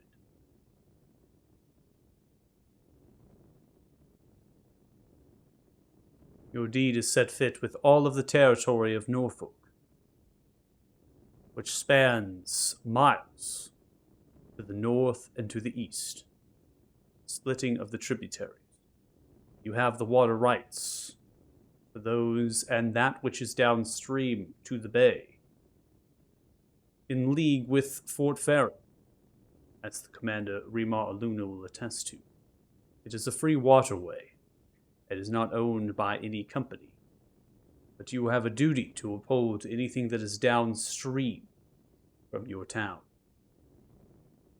Enemies of the Tauthars were to use this. You are to stop them, and you are responsible for calling on aid to help fortify your bulwark against them. It's towards Maldor, directly, sword planted down into the ground. And if the undead are to attack, you are bound by honor and duty. Fight against them to the death. We wouldn't have it any other way. I need no oath to do what I would already do. Included in this message to Master Thorn Hogsley for the deed and the renaming of the charter, I will include that if there is any surplus of coin after meeting in Beelda, my secondary of messengers, that they are to reach out to you with this surplus of coin and aid in construction of your town. Is this understood? Yes, my lord, and it is most generous. Then, let's put away business and sit and drink and make merry, for we have something to celebrate. May A new I bring town. up one last order of business, my lord, as I stand? Yes, you may. Would you allow the Bluegrass Company to import and export for you from Fort Farron to Olathe? Would you allow passage through the blockade? This is not something I can offer you. I have no claim over the blockade. Of course, I thought I'd offer my family's assistance. But I can attempt to send messengers for you. Behalf of my position. This will be included in the letter that Master Thorn Hogsley will send. Or perhaps someone else from the Talthar Navy. Then I am grateful. You're more than welcome to take the matter at hand yourselves, if the postage takes too long.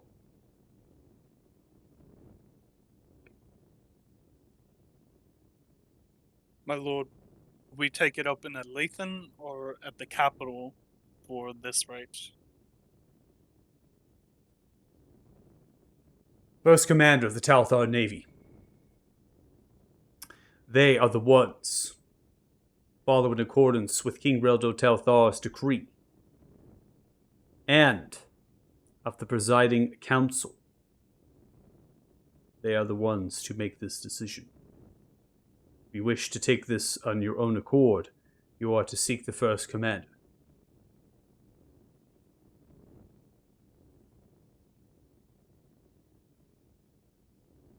Or make an audience at Lathan with their High Council.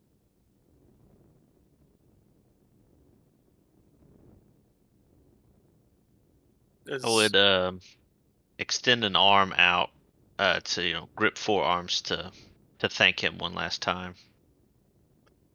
Grips forearms with you, takes a hand, presses into your shoulder. And when he does that, I'll cast light, and like our arms will kind of glow, almost like Sting in Lord of the Rings, that light blue glow, and say, "Thank you." You are most welcome. Fealty to thy lord will be paid in kind. I do hope that you pass this along to your companion. I lean in close and say, "You have my word." Sheaths the sword upon the back. Motion for the servers left and right. Drinks. Begins to pass drinks to each of you. Handing them out. Raises the glass. Fine silverish tankard. Symbol of Falor upon them. Poured down Falor, and their banner even brought in their own cups. Brought their own china. and plates. Their own china. Fucking nerd. Man, the timing, man. I wish we could have just spoken to the fucking the commander. Raises it up. You all wanted to cover. That's what I was asking. No, I mean, You yeah. see, I wanted to do it. You got it down now. You see as they raise glass. Looks towards you, Maldor. Why don't you have the honors of this toast? I don't see one up from your plane of existence, so if my manners are not up to your standards, I apologize in advance. Here is to new beginnings, new allies, and the benefit of all peoples. Allegiance is notwithstanding. To Fadehaven, let it live long and prosperous till the end of time. All of the holy light blesses upon it. May its radiance shine, the darkest of days, the deepest of nights. Hear, hear. Yeah. Here. Yeah. Master Fennicus, I am in a good mood. Please, Jester, delight me. Master Fennicus makes forward the stairs. That looks towards you, Tegan.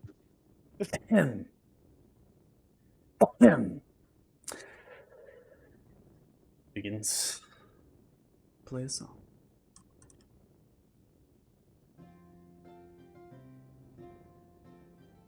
Servers begin to walk around, moving food around to some of the people. Paladins, you've had their hands upon their weaponry, into sidestep, some of them going back into further corners, just making themselves a little more scarce. Getting eye viewpoints from windows and two, just making rotations. Commander Rimar Luna sitting down at the chair, sees you all yet to kind of move and find yourselves in positions and places. Sees the Master of Voices. It's someone that would be vocalizing the commands and other things, picks up their scrolls and their burlap sack in their back and begin to lead, most likely to the war camp. Duty now done. The nobility in here are all dining and eating, some of which are alone. Others have their own servants with them as well. The servers find themselves just waiting around at the moment. The food has been served from the kitchens below on the ground floor. Fourth on floor, sitting down, inviting whoever wishes to sit with them, as well as the Commander Marlu. There's nothing to be said, no questions to be asked. We had a really awesome roleplay moment, which took up a good amount of time, which is not a bad thing. I think that it's kind of important here because you all are making a very, very big distinction with how this place is going to operate and run. So I think it's very important here to get through the roleplay of that, especially with Maldor, basically. I think, what was that? 2, maybe 3 insults to the Lord through that Clowning it. conversation. Yeah. I mean, I thought it was going to come to blows, honestly. And I was like, I think that the Lord, based on what happened track record, right, there's definitely some forgiveness to be had based on the duty that you're all doing. And then, of course, having Erwin with you is really helping out, too. So, and the persuasion checks, obviously, from Tegan. Tegan, you're basically, you are a master of voices at the moment, right? Mm. Tegan, you're kind of like, shut up! Oh, great Lord! Blessed Lord! Yeah, so, I have now get- and always pictured Tegan as Paul Bettany from A Knight's Tale. I mean, honestly, we should just put that artwork directly on your token at this point. I'm the Definitely. resident ass kisser. It was That's what I so am. hard because I was trying to back Tegan up. So it was like Tegan saying something good, me trying to enforce that it's a good thing, and then Maldor being like, "Fuck you." And then Here's I'm the like, thing. Wait, whoa. If No. you break it down, we said the same things. He just said it way prettier. No. I We mean, said- that's the yeah, dig at the we'll you can't find- protect this shit. You know, you guys burned all these fucking books because you're a bunch They of did. jackasses. I love it. I love it. We were like, And there We is were there is something to say because Lord Down Floor is a very blunt, honest person, right? They're pretty much like right in your face, and so even though they didn't speak the truth of something, they weren't necessarily, they came from a place, right, when they did that. And so in the same way, Maldor is doing the same thing. It's almost like Maldor is like I was like, a yin to the yang of Lord. yeah, Down Floor. I feel like sure. Maldor and the Lord are like kindred spirits in that Yeah. way, except be- that the Lord has to save face. He can't just Yeah, take an affront. Exactly. without Could be making like a deal. brother in a past life or something like that, right? Right. So, Yeah. so that also is allowing far more leniency, I think. And they're not in the actual court of Lord Down Floor right now. They are in a different keep.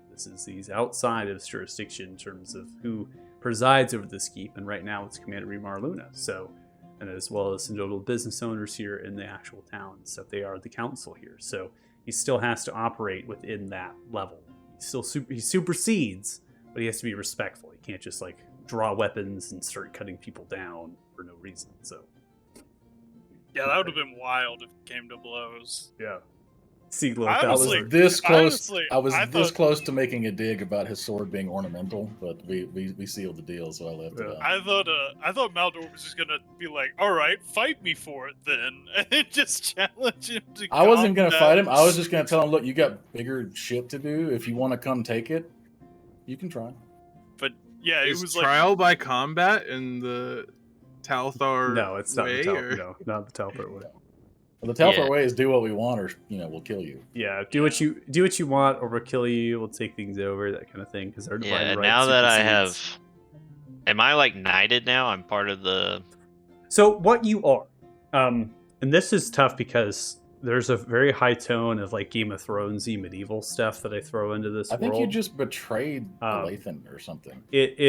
It's really difficult for players to kind of because you talk about high fantasy. This is where we get to like low fantasy in the actual writing of this. So how this works is that Lorthound Falor is actually their sister.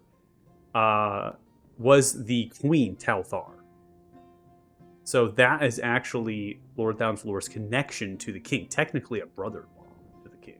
So oh shit. so that you don't really you can look that up. It's public knowledge, but you haven't really spent time trying to understand that. So they are now actually a Talthar by law. They're a Talthar, not just by a decree or an oath that they've taken right to the Talthars, but they are now bound by it by law because their sister was the queen. She's perished. There's a reason something happened, but you'll have not inquired about that. So. And you can always look that up. It's public. You just got to ask and go to the library, that sort of thing. Now, Lorthound Falor was given land, still under the law and order of the Talthars. The Talthars are the occupying seat of the divine throne. That's why I reference divine right. Because the Talthars are the seat of power over the kingdom, which happens to be all of what the continent is, and that's why they named it the Kingdom of Arthuria, because the entire continent is under their claim. It's under the Talthar's law. But that does not mean that things don't operate in their own level of interest. We see this within Lathan. You can see this towards Merlandar, which actually has a great amount of Elvish Temerian type of influence. We see this, perhaps we're going to see this in Ismar with the dwarfs and such. So what Lorthound And even Falor really with is a seat of power of the Talthars in the center of the holiest of cities, Othema. And they operate to train soldiers, to bring other noble houses forward, and they have their own set of laws they instigate within that city and their territory, which happens to be the Northern Gorn Valley and the Frosthorn. And so when it comes down to it, when war is declared, they don't march until their banner is called upon. Because they are at a level of power that is just underneath the king. And so when the king goes, we're going to war, we're fighting, right? Lorthound Falor, if the king was to fall, Falor becomes the Talthar seat. He's the one to sit in the seat. Oh, Right? so If the king's we're line is sparring gone, with the- right? If the king is gone, the prince is gone, it's the Falor, right? That's who sits at the seat of power. We're Do you see what sparring I'm... with a man that's like one of the most powerful people in the world. Not powerful in This terms is of country. combat, right? You But don't yeah, know that. He could or- be, he's a very, in level-wise, he's a very powerful paladin, okay? But he has a lot of influence, like a lot of tendrils of influence in other houses under his control, which Yeah. is what the war camp now comprises over. And even then, his city is taken care of. He now is a steward of another noble house that sits there. And so if Falor falls, then the steward takes over, right? And then talk about other things in law. What happens to the Talthars? Well, if the king were to fall, the prince were to fall, Falor were to fall, what happens? Then we have a Game of Thronesy situation where you have noble houses then fighting over, right? Where they're like, hey, I was, this, and then you have council and other things. Although you had said at one point like Bealder is very well defended, right? Bealder is defined as a impenetrable city. It has been sieged, it's been attacked over the course of its history, and has been put, the most coin has been put towards the defenses of that city.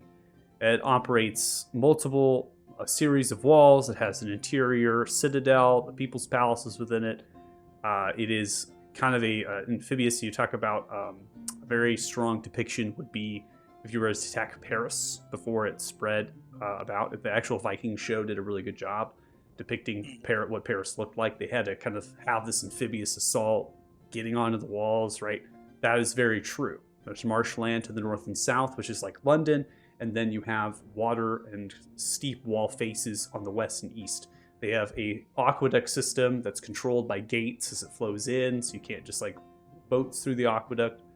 It is the definition of impenetrable. And they've done this because they believe, right, that the Talthars, in their divine right, their divine throne, were bestowed by Pelor to sit on the place of power, sit on the seat.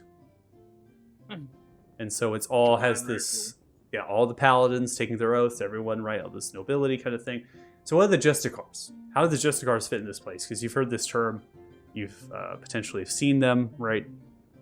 So Justicars are actually paladins that have taken oaths that operate slightly outside of the Talthar. They are the very earliest renditions of Inquisition that happened in the Crusades with the Sular Kingdom.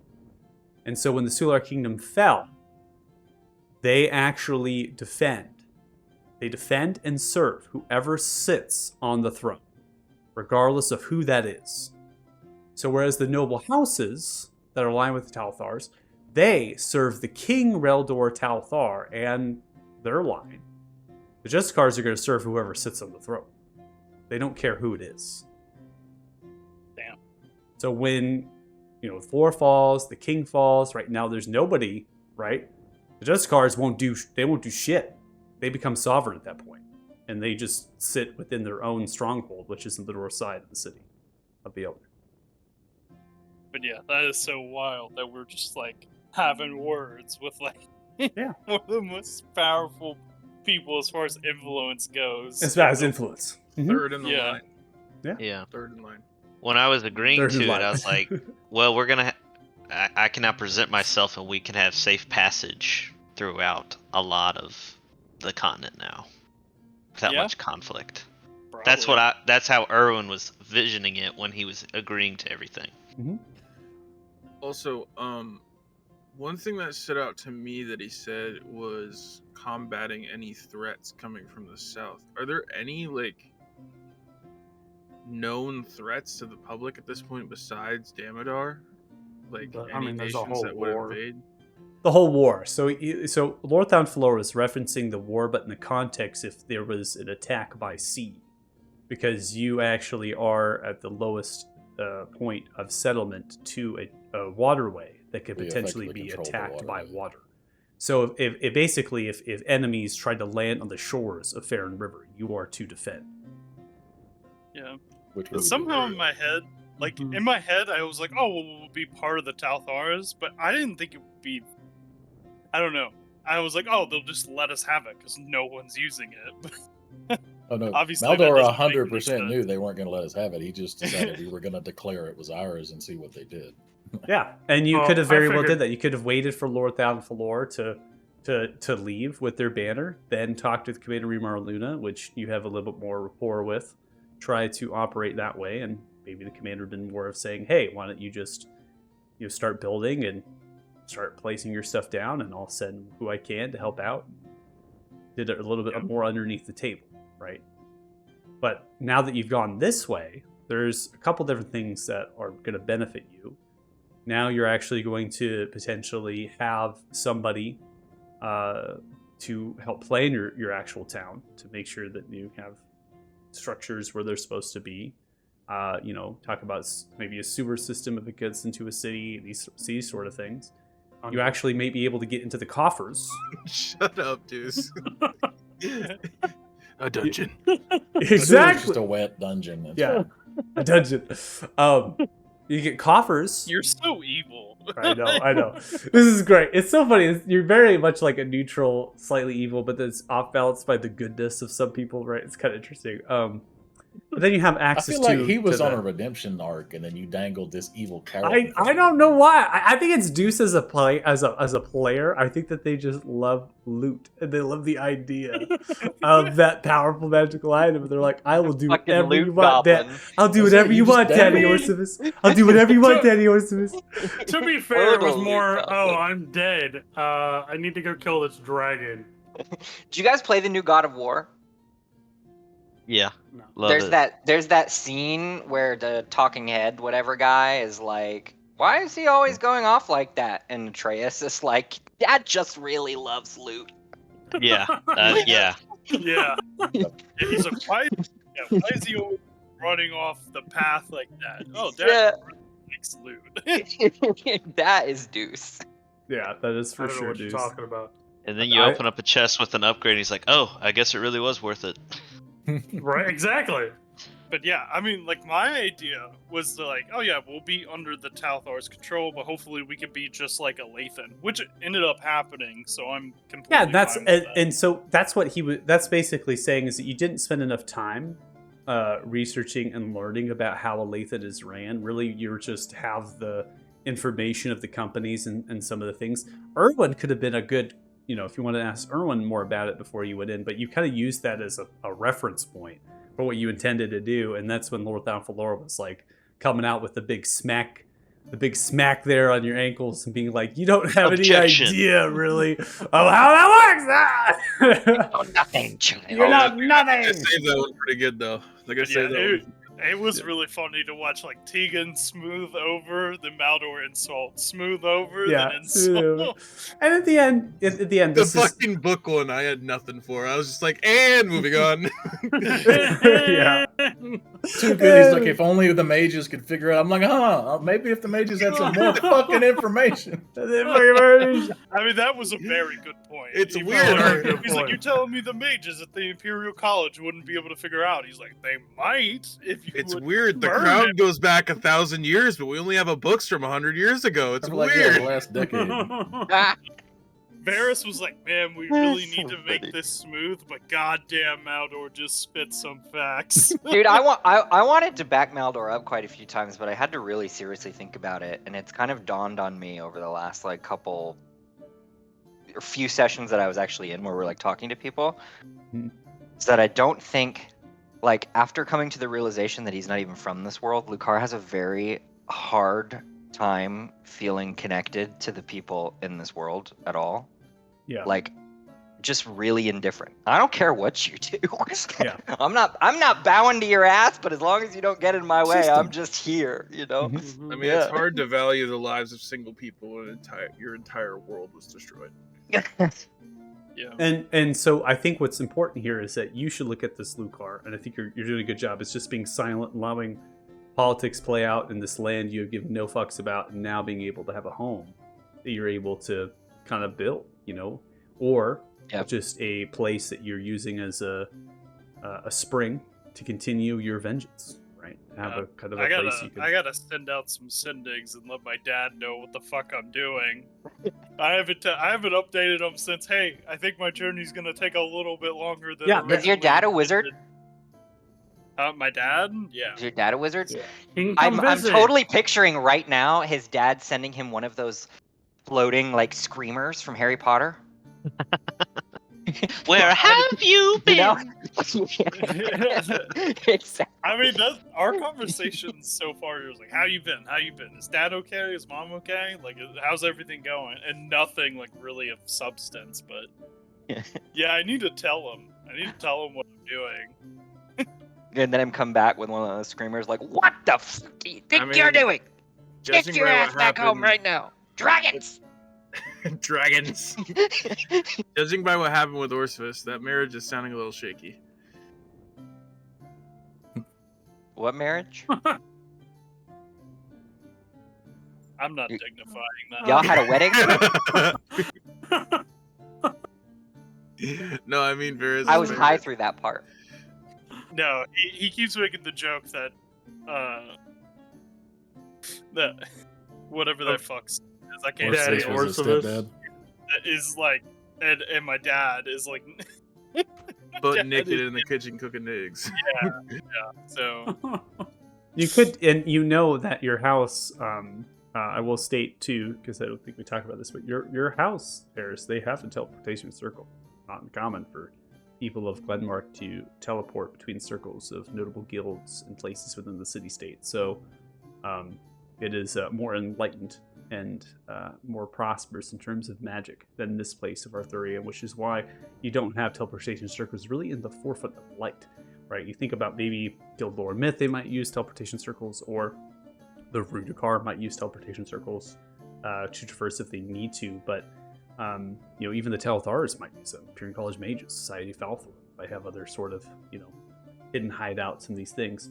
They just don't have them in light, in like terms of other people accessing them. Like they're shrouded, they're protected. It's not common knowledge. Right. So when you actually make your tower, you don't have to, it's not just one circle to the tower, you can actually make multiple circles, right? Have an actual portal room or something in the tower. And so you can actually have multiple circles going different places. So technically you can go home if you really want to. Or your Yeah. dad could come visit. I mean, I think he feels very set on finishing the job because like he doesn't know if it would. Like I think Varys' real fear with all this is that one, if he left, he doesn't feel like this group has a lot of moral Oh. compasses. So he's like, I don't know what they would do. What do you mean? What do you? I'm What do I mean, Malfoy? What do I am- mean? completely neutral to all things. Tegan's moral compass depends on who he's talking to. That's what I'm saying. Like, other than Erwin, I don't trust any of you that well to, like, I don't know. I trust y'all in a sense, but it's kind of like a weird thing where it's like, I would rather be here to influence the actions than not be here. It's not that I don't trust you, it's that I don't trust you without, like, counsel, if that makes sense. What do you think we're gonna do? Wage a war on all of Talthar? Yep. You're Mhm. significantly Yeah, I mean, less good at- I haven't been Until here long, but after- I'm getting that vibe. Not Yeah. until I mean, after yeah, we that's deal like- with Damodar. Yeah, that's. Yeah. I mean, it might be Well, before we deal with and Damodar, then because also then Damodar he- may just go away. Yeah. And then the bigger one is that he doesn't know if it would just stay confined to this place. So he's like, if I leave and Damodar wins, what's to stop him from ruining where I live later? And then at that Absolutely point, fucking nothing. yeah. And then at that point, I let that window of opportunity to make the most change pass by, which is what he would tell his dad. It's like, this is why it's gonna take a while. I love how this bard is still ripping that Yeah, loot. he is going in. I Yeah, love well, it. you're all sitting down, eating, enjoying this luxurious meal. It's not up to steam. I don't think it's up to par with more of a regal banquet. This is still common to nobility type food, and this is something that the Commander Remar Luna most likely put on and has put on for a day or two, right? Because the Lord Downfall is actually staying within, actually living within here at the present moment for a few days upon the road. Now, think about too. When you heard this information, actually, Lord Downfall should have been on the road earlier, based on the information that they were you had given a long time ago. This is in terms of session number, we're way in the past, so I'm not going to have you fret over that. But just know that this is now more of an elongated stay based on what had happened, transpired over the course of time. And so your actions, your influence, actually go and change sequences. They change things that have happened, and so. This is just one of those moments. You just happen to be here within that window of 6 days. The actual Lord Downfall is here. Damn. So we could have just camped out and waited for them to leave. Oh, we if could- we That's help literally them what I pack said. if you I prompted multiple times. I was He like, even No, said no. we don't have to interact with this. at don't all. have to We can- interact. we don't I was have like, but- yeah. Now I'm gonna get Killing some me over cool here. purple Honestly, robes. I think this is fun. Honestly, also like It worked out really well. yeah. Like, I mean, especially for Erwin, who is fine with the Talthar rule. He's been, and I like mean, him being the connection. So. My biggest issue with the Talthar is the blockade because it's ruining my family business. But if I could, like I said, I'm trying to fix that. So if partnering with the Talthars is the best way to do that, then that is what I'll do. And Varys really has no agenda, so he's like, "Oh, this will get us the town we need and minimal oversight, and we just have to uphold this land's laws." Like, I don't think that's that big of a deal. He says as we allow the Golden Hand to come into our port. Those are So good does guys. Lathan. Yeah, so does Lathan. So, and Yeah, but They're I don't think honorable. Olathan knows about it. Like, I don't think maybe the council. I does think know. He'll most of probably get Lathan kicked- knows about it. The kicked Talthars back. don't know about it. I mean, they rolled right up to the port and just started unloading shit. Like, they didn't hide it. They literally just rolled up into town. This Yeah, is, I mean, this so- this goes. It's a tale as old as time in Dungeons and Dragons. Okay, it's a tale as old as time. If you ever want to steal shit, just do it when the paladin's not looking, because the paladin is too stupid to turn around and look, right? But when they do look, boy, my mindset will not happen. Yeah. Beskar cannons. yeah. Can't wait till we get Herbert outfitted with some Beskar cannons. Herbert. Normal fuck. siege Yeah. fortress. Siege fortress. God. God, imagine if we were like, "All right, guys, it's time to capture Beholder. Herbert, man the war fortress." And it's just Beskar cannons shooting into the wall. I do want to grab Remar's attention at some point and mostly give him an excuse to maybe get away from the pomp and circumstance that I'm sure he is absolutely miserable having to maintain. I'm also gonna go check on our carriage at some point. Is he Yeah, still here? I don't know. I've been going back and forth on if this is a good idea or not, but I kind of want to talk to the Lord, like sit down at the table and have like a more Oh god, relaxed discussion. we got our land. Leave it be. Well, no, I'm not gonna talk about that. I just Yeah. want to learn more about the war front. He's brokering peace between mages and Palthars, one step at a time. That would be great. I don't think I can do that, but that would be great.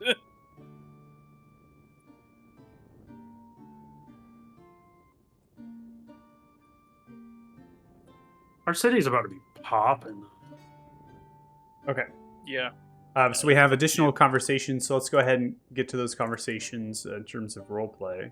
We always like to hear Commander Remar Luna, and then after that point, we'll go and take a break. So you see, as Commander Remar Luna, Lord Downfloor, having whispers and conversation to themselves. Eventually, after the dinner kind of concludes, I imagine you're going to have this conversation more or less when Commander's not pulled to the attention of the Lord. Right, yeah, when he yeah. can get away. Yeah, and so at this point, you notice that the food itself has died down. Now the nobles are kind of coming from their tables to give thanks, to give more fealty to the Lord Downfloor, and that's when Commander Remar Luna is going to kind of sidestep, I would say probably between you all, and even instigate that conversation themselves.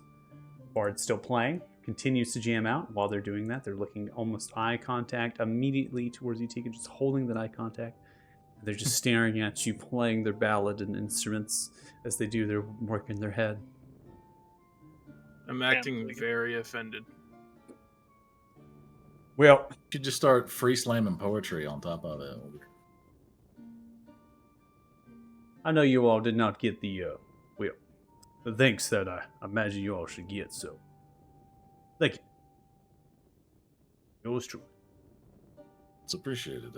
If anything, we should apologize for dragging politics into your keep. I always Yeah. appreciated its lack of ceremony previously. Well, I've never been one to usher myself into politics willingly. This is a forced position based on my retirement, so yeah, with the undead, it just kind of fell into my lap that things were happening. Now with the undead put to bay, it seems as though it was your new town having quite communications between ourselves. We render an aid to you if you need it. And likewise, if you need anything, you know where we are now. Well, apparently I do. You know, that dragon horde must have been truly something for you to be able to build this whole town. Some of you all come from nobility, so I imagine you all have coin in your coffers. We thought it best to do something productive with it. And I greatly appreciate that. Here's knowing that Norfolk has always been a small village, have kept it small, and a number of those people have perished or fled. You know, there's a family line halflings, the tumble rats. Gracious enough to head back to Norfolk. That's where they're all from, anyways. Certainly welcome. On that note, those dwarven soldiers that were helping during the siege, are they still camped here? Fortunately not. A number of them knew all departed. They swore themselves fighting the war to the far south, getting a good conscript coin we were able to pay off on the Baron coffers here. House still is yet to be depleted. Of course, we've got a number of the treasury ourselves. Those that did stay, well, they headed up north to Othema to help out some of the refugees made from Thulnir once word spread. They've been staying up there. I imagine you can call them, as well as all those from Thulnir, still forming themselves within that city. Of course, the Order of the Light is giving themselves all great aid. As we were going to offer our aid in a refuge for those displaced anyway, perhaps we can recruit from the numbers for some of our guard. We're going to need to put together a reasonable defense force given the location and duties of the town. Oh, well. Yes, well, I understand that. I'd be more than willing to send one of my commanders out to you. But, as always, we continue to train and outfit soldiers here, so you can imagine it's not going to be likely I can pass it up the chain, given those soldiers need to be trained and sent to the war, so you're going to be on your own in that endeavor. Yeah, that's fine. It's a tragic waste of good people. Want to ask him if Marcus can come? Oh, We've already had to resurrect Marcus once. Plus, he just bought him. Oh, Marcus, that young lad would not shut up about you. I've read to Marcus a number of times, wanting to find out when you all headed back, even though they were quite anxious for your return. I kept having to tell them they'll be back when they'll be back. And if they don't make it back, may their spirits and souls be put to rest. Y'all said he was a farmer. Are we planning on building a few farms ourselves? If he wants to come farm, that would be fine. The soldiering life is not for him. I agree in that part's just eyeballing him. I can release them from my service if that's what you all want. But up to Marcus, truly. Yeah, it depends on what he would like to do. Yeah, it's I up to wish Marcus. not to impose any will upon him, but I would not let him serve in my armed forces. It was upon agreement that those fighting on the siege were given a stay within the actual fort themselves, not put to the task of marching south if they don't wish. They're also given a little bit of a larger purse than normal. The services rendered. I saw the keep was rebuilt, built well. Y'all haven't had any undead incursions since that day, I'm guessing. We have not been attacked by the undead since that siege, no. We've bolstered the walls and defenses. We actually sent word towards Baal, the People's Palace. The wall was inadequate, of course. First to Lord Downfloor to get approval. From there, we had some grand masons come out. Places for Lathan as well, off our construction. Fronting the walls, making quick work. Bet you're glad that that whole threat is over with. That must have been very stressful for you. I have fought in, well, 2 wars now, in my lifetime. Not nearly as much stress as that, I might add. The undead attacking, that could get your heart palpitating a few extra beats, but it seemed like we all had that well in hand until you all arrived in that last siege. And even then, we defeated them.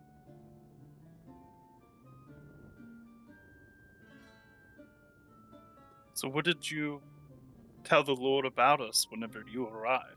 Well, I told you all were heroes. You all fought against the undead, vanquished that large creature, tree, and, well, told him that you all were headed on to slaying a dragon. That's what you all intended. Took longer than we'd like, but it was done eventually. Well, It was not oftentimes, fun. these things will end up being longer than usual. Certain. I'd like to keep you all and tell stories of how you slay this dragon.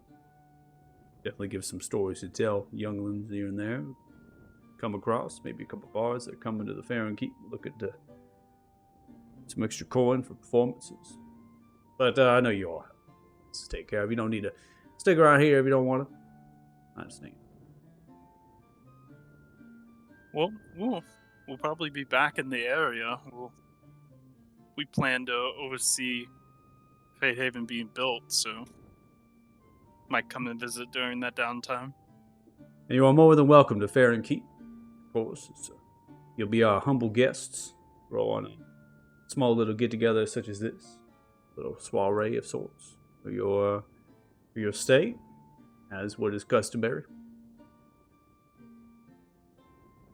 Good to see that you are well.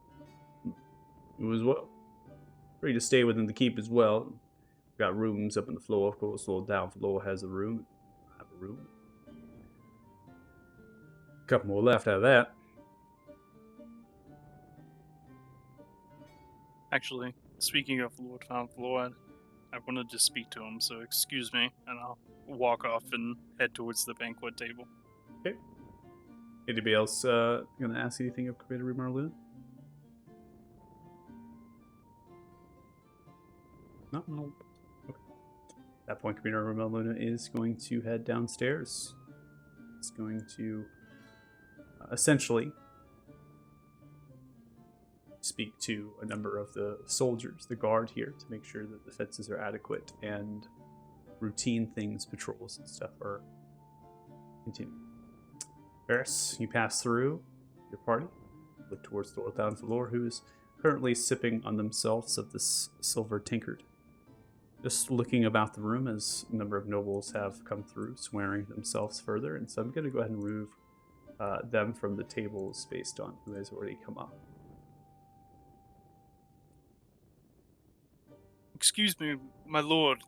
May I have a conversation with you, Big? Take a seat. First off, I want to thank you for your generosity. That was very kind. I know we come off as a brash group, but your generosity doesn't go by my head.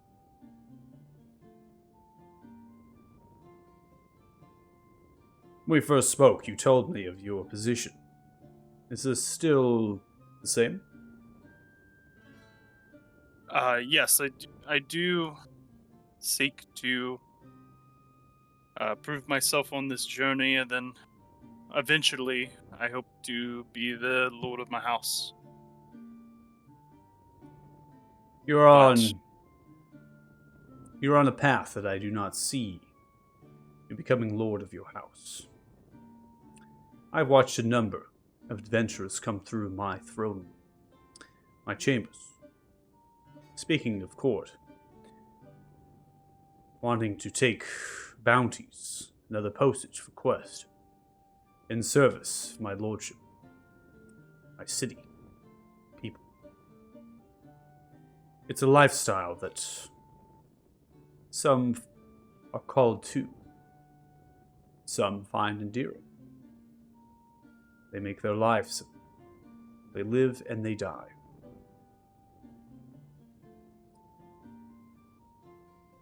Your quest sets you on a path that will take many months, not years, depending what happens. I hope that after it has finished, what we spoke about when I first met you, what you have reminded me of, will still happen. That you will remind yourself of your duty to your house. Forsake this adventuring life and return.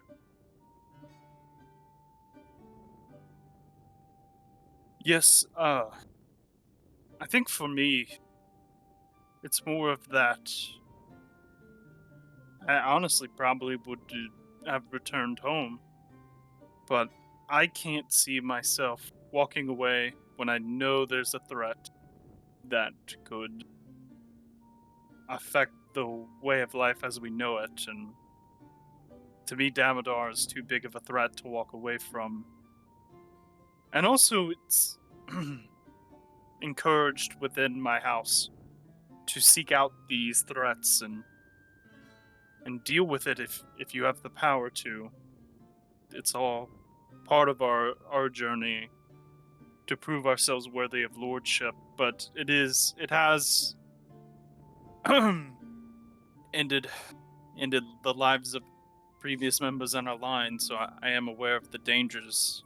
But honestly, the adventure life, I don't think it's really for me. I think it's just something I'm doing to try to help out the people of this land and stop Damodar from maybe one day ruining my home. I wouldn't want what's happening here to spread there, so that's my motivations. That is a very noble cause. Now that you have a stronghold, foothold within this land, perhaps you can work on relations with your home.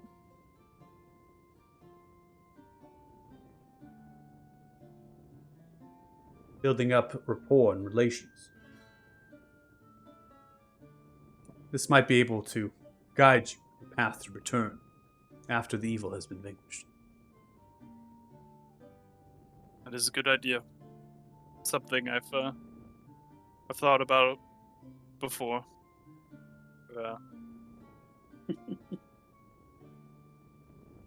When we first spoke, do remind me, did you tell me for whence you came? Of where I was from. Yes. I might have. I don't quite remember. I'm from a small domain. Yeah. Hold on, I'm making sure I have this right. I'm from a small city, a city-state known as Glenmark on the continent of Balthus. My house resides upon the Isle of Glovia in Glenhorn Bay. Yes. I remember now.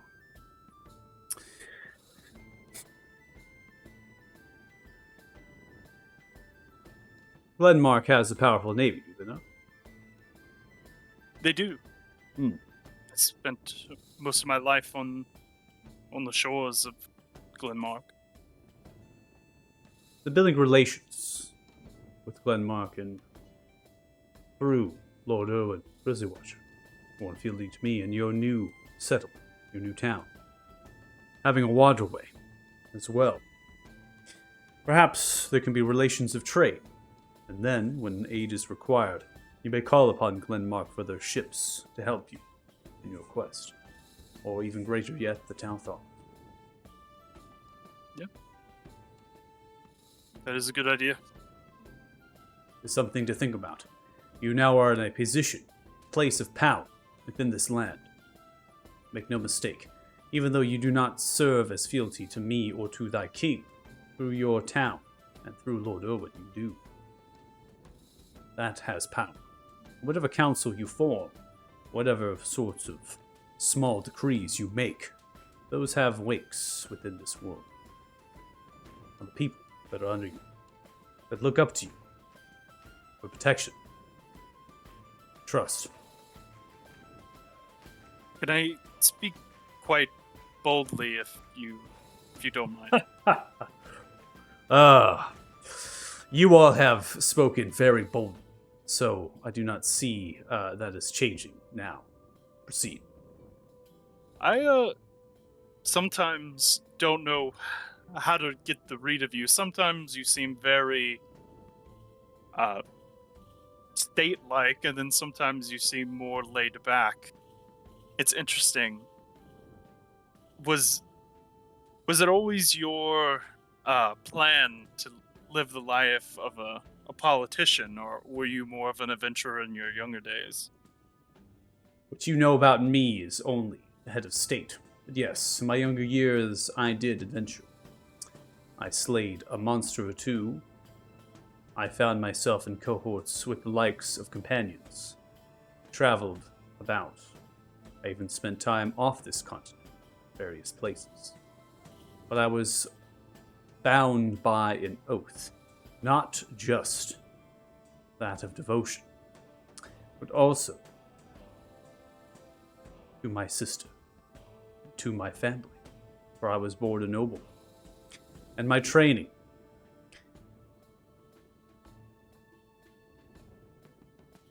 stops for a moment. My training allowed me to do remarkable things against my enemies.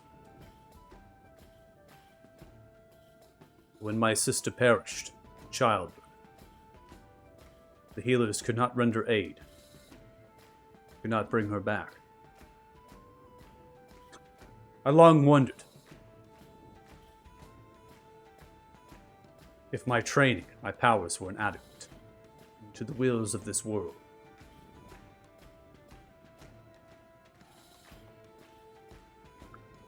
This is why I speak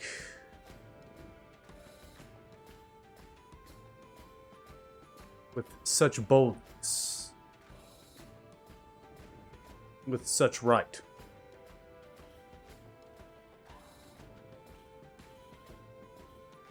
Or in that time,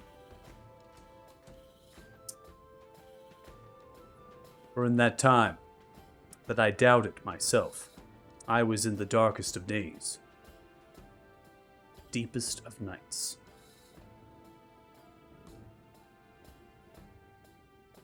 Only when I spoke bold, found confidence in myself, did I truly see power that I held.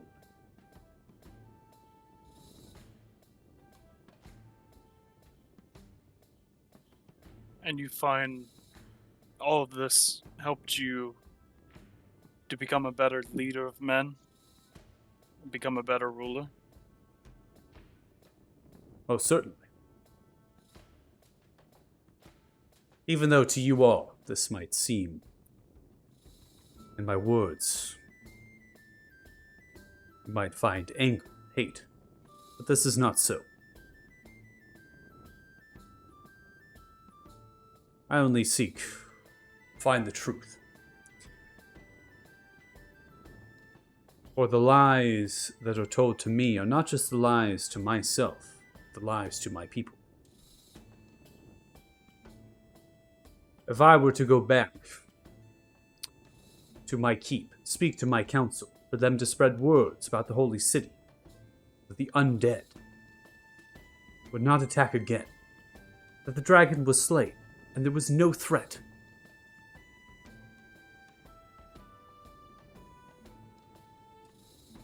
And then a threat was to be made, and the undead scourge was to march once again.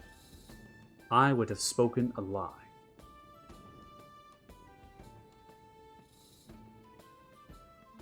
And that lie would mean the death of a few, of a many. The number does not matter. Anyone is to die to that lie.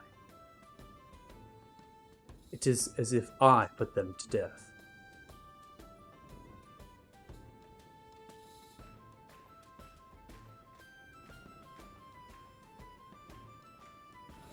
This, unfortunately, is the consequence of rule. It is a consequence and a sacrifice I have made after I put away the adventuring life.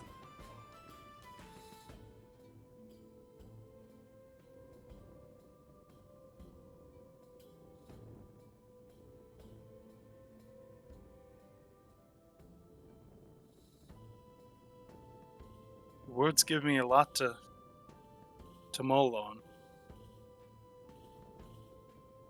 Thank you for sharing that. Of course. And now you know my place, and why my words were so bold and so harsh at times. Find the truth is of the utmost necessity. I do hope in your rule that you will also try to find the truth.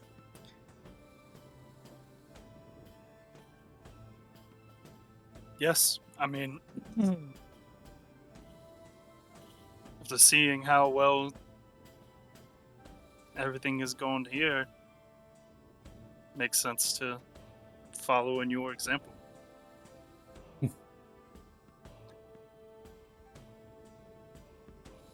I really do mean that, though. I do have much respect for the way that you run things. Everyone respects you, and they listen, and they trust you. I don't think that can be overstated, how important that is. I'm greatly honored then.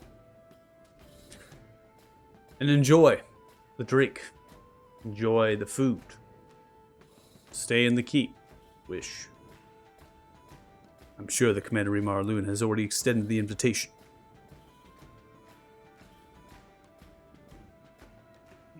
Hopefully, through Fate Haven, we can work together and get rid of the threat to this land. I'm puzzled. Damadar is what I mean. Ah, yes. That was a kind note to add to it. I'm gonna go see how my party's feeling, but thank you for having a word with me. And I'll kind of gently bow my head and get up and walk away. Okay.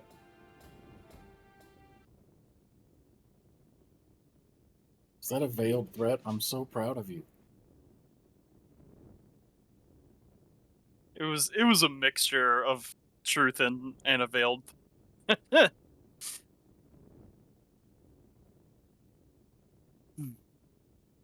Right, so after our conversations here have been completed, we're going to go ahead and transition to a break. That way we can kind of collect our thoughts and jot down notes if we have to, in addition to transferring over to OC, third party, if we want to continue pressing into that downtime fast track. But again, it's all of your time. It's what you decide to do. If you value this as conversation and role-playing time, I'll take it, and I will give it to you. So I do hope it's been fun having these conversations with this very powerful figure in the campaign and in the game, as well as having Commander Remar Luna giving thanks. It's a character you all are familiar with for a long time. And obviously, Drew, you're kind of coming into this, so you're a little bit new to the experience, which is nice that you can kind of get that experience and be able to role play through that instead of just kind of moving through it. This is great.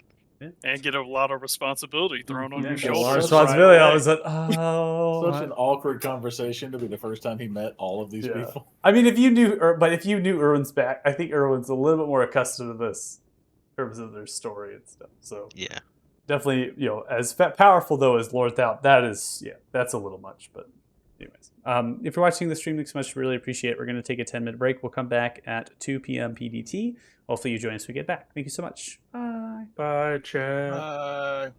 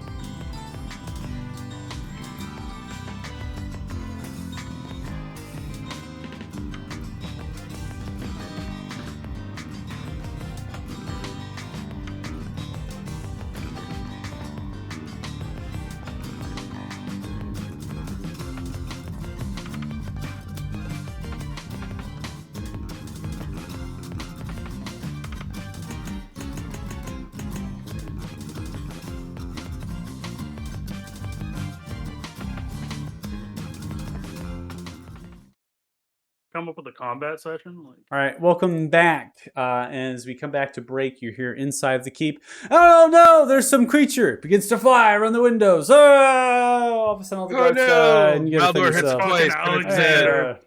Alexander. You see, it's Alexander flying around. No.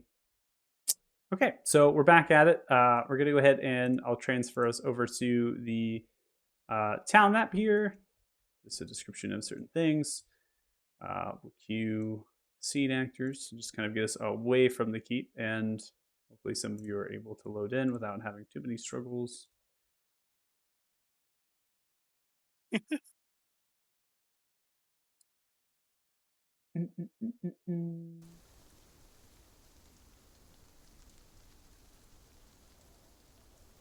Finishing up at the keep, and your meals and your drink, you begin to depart.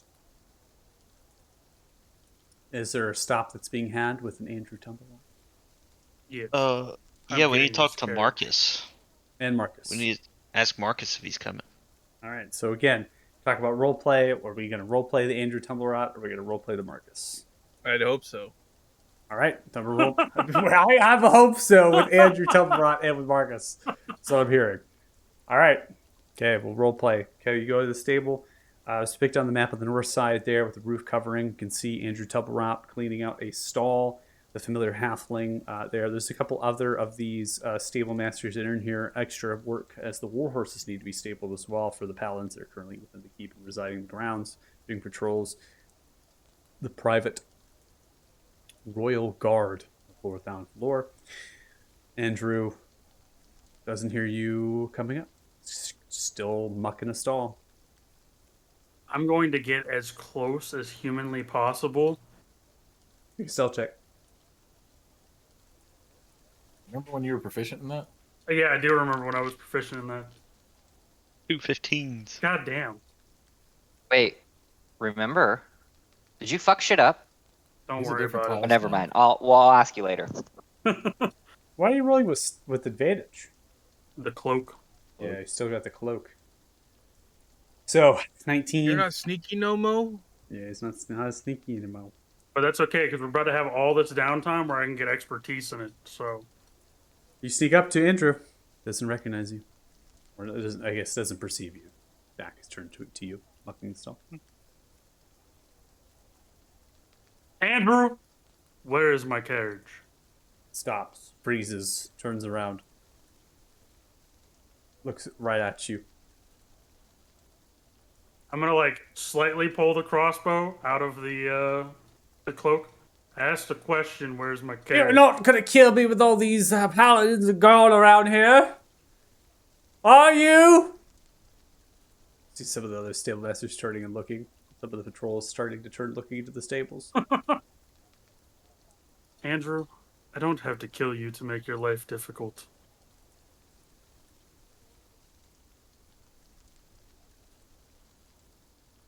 Where's my carriage? Drops the pitchfork and goes to run. I'm gonna reach out and grab him. Runs. Go and make an athletics check. Why is he running? This Oh, man's been goddammit. tormenting him. Slips You out of know your where- grasp, gets underneath the railing, and starts running, headed west on the keep's grounds. All Uh, right, the well, raid. I'm gonna let him do his thing, and I'm gonna look at one of the other stable masters. Hey, do y'all know where my carriage is by any chance? It's kind of nice. We left it here with a couple of horses. Sold it. Oh! What do you mean you sold it? Andrew said it was theirs. Someone left it here. I thought it was kind of odd, but sold it. Didn't we How give him far like away is 100 Andrew gold right to? Sold off the horses. Sold off the sold the wheels first, then the whole stagecoach. Man stripped it for parts. Where is he right now? I'm gonna this is a chop shop. I'm gonna bring his ass back here. who's in the stables right now? I thought we all went. Oh, is everyone there inside watching Everyone this? just watched him Oh. torture Andrew. Oh, I was okay. If we were all there, I was Can like, I- gotta offer to hold person. Can I cast sending to Andrew? Okay, pause for a second, because I heard that we wanted to do Andrew and Marcus. We also heard something about Paxina, so I assumed with people heading Paxinas, I assume Yes. people were going to talk to Mark I Okay. assume Stalwart. Maldor and I would go So- to Paxina. So that's what I'm asking you. I'm asking you is who is in the stable talking to Andrew? And now it's not Uh, realistically who is in the stable. It's just I I don't think. Yeah, I don't. I- I don't think I'd be there. it would just be Thanos, right?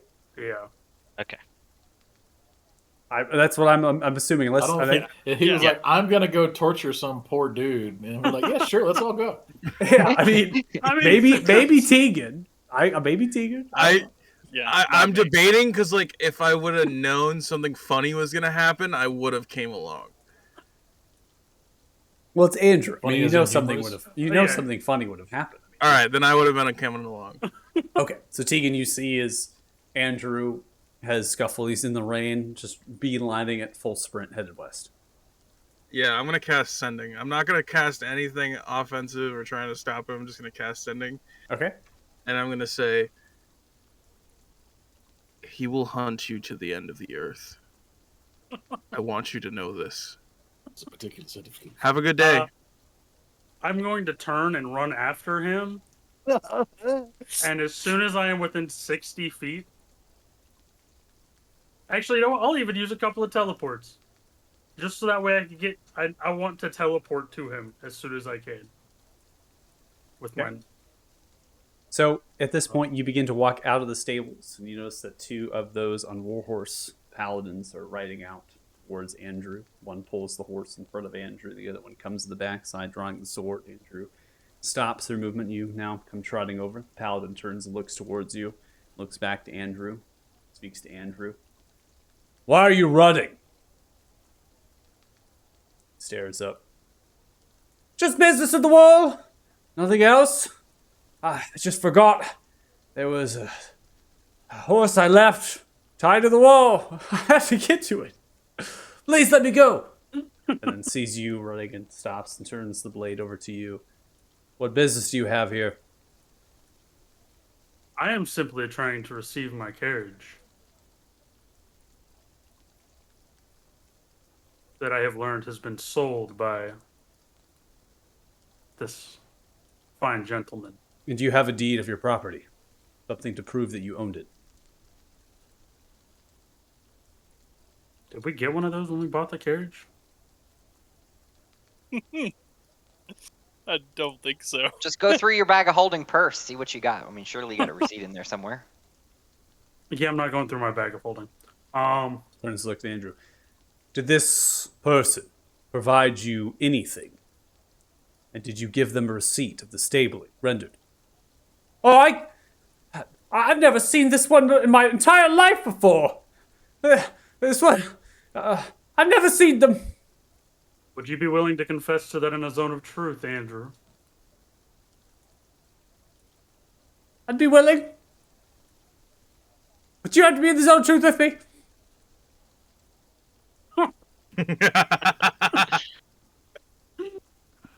Damn. We go for some mutually assured destruction here, huh? Paladin turns the horse. We mutually agreed to a zone of truth. As long as all questions pertain to the carriage, I see why not. Questions that will be asked can be of any question, but yes, they will be pertaining to the property.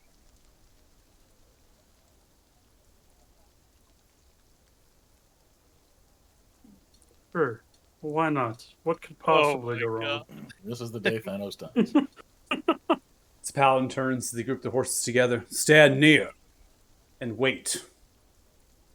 Begins to invoke action casting, speaking of celestial as the runes begin to entrace with white light, racing their eyes glow as they pierce through, trying to penetrate your soul. Are you going to make a Christmas saving throw, or are you going to choose to fail it? I'm gonna choose to fail. Andrew Tumberod's not. Andrew Tumberod has succeeded with a natural 20. But that's fine, because the paladin's gonna know that he chose to fail, or that he passed, so.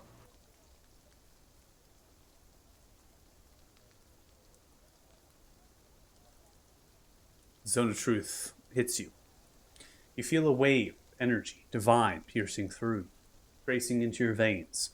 almost coercing you to speak the truth of which the question is asked. Paladin speaks.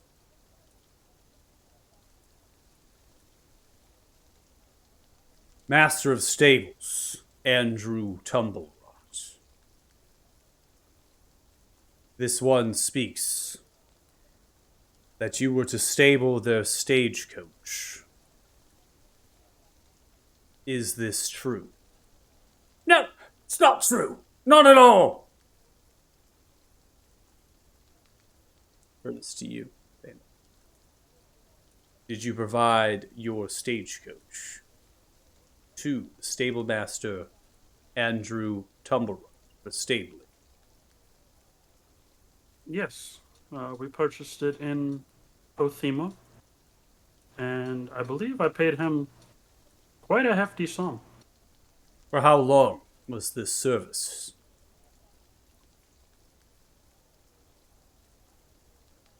That I don't remember. I believe it was until we came back for it. Ernst to look at Andrew. For how long was the service to be rendered? There was no service to begin with. We're lying to you.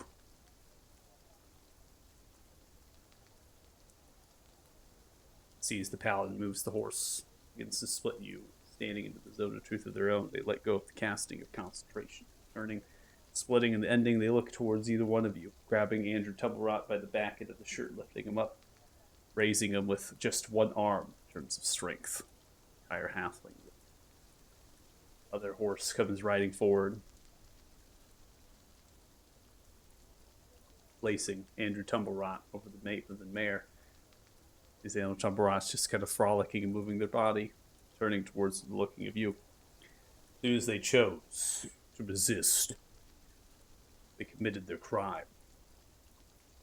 Without a deed of your property, we cannot reward you with compensation. The coffers of House Farrell, law and order is decreed. Property thereby is forfeit. I would do better finding the value of such, being sure proper documentation is rendered.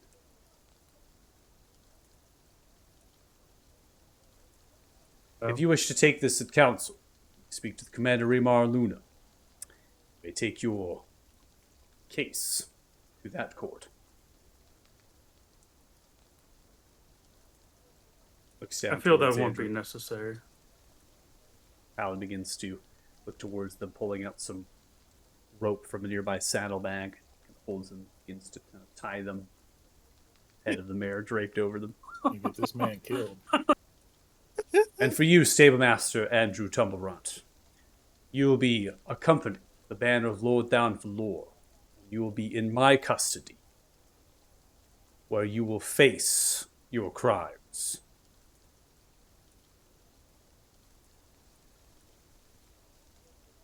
What does that mean? What crimes? I haven't committed any crimes. Where will I face them?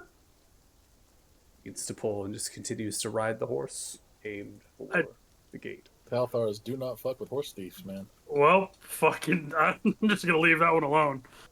Law and order, we signed up for this, so. I mean, we could just buy another one. If we Yeah, I'm just gonna buy another carriage. Like, I just got poor Andrew fucking murdered. That's unfortunate. They begin to ride off. Dude, I thought there was gonna. Tegan walks up to you. He's like, "Dude, you were supposed to like. What the fuck was that? You became a fucking demigod and now you've gone soft? I thought you were gonna like haunt his dreams for like 1,000 years or something."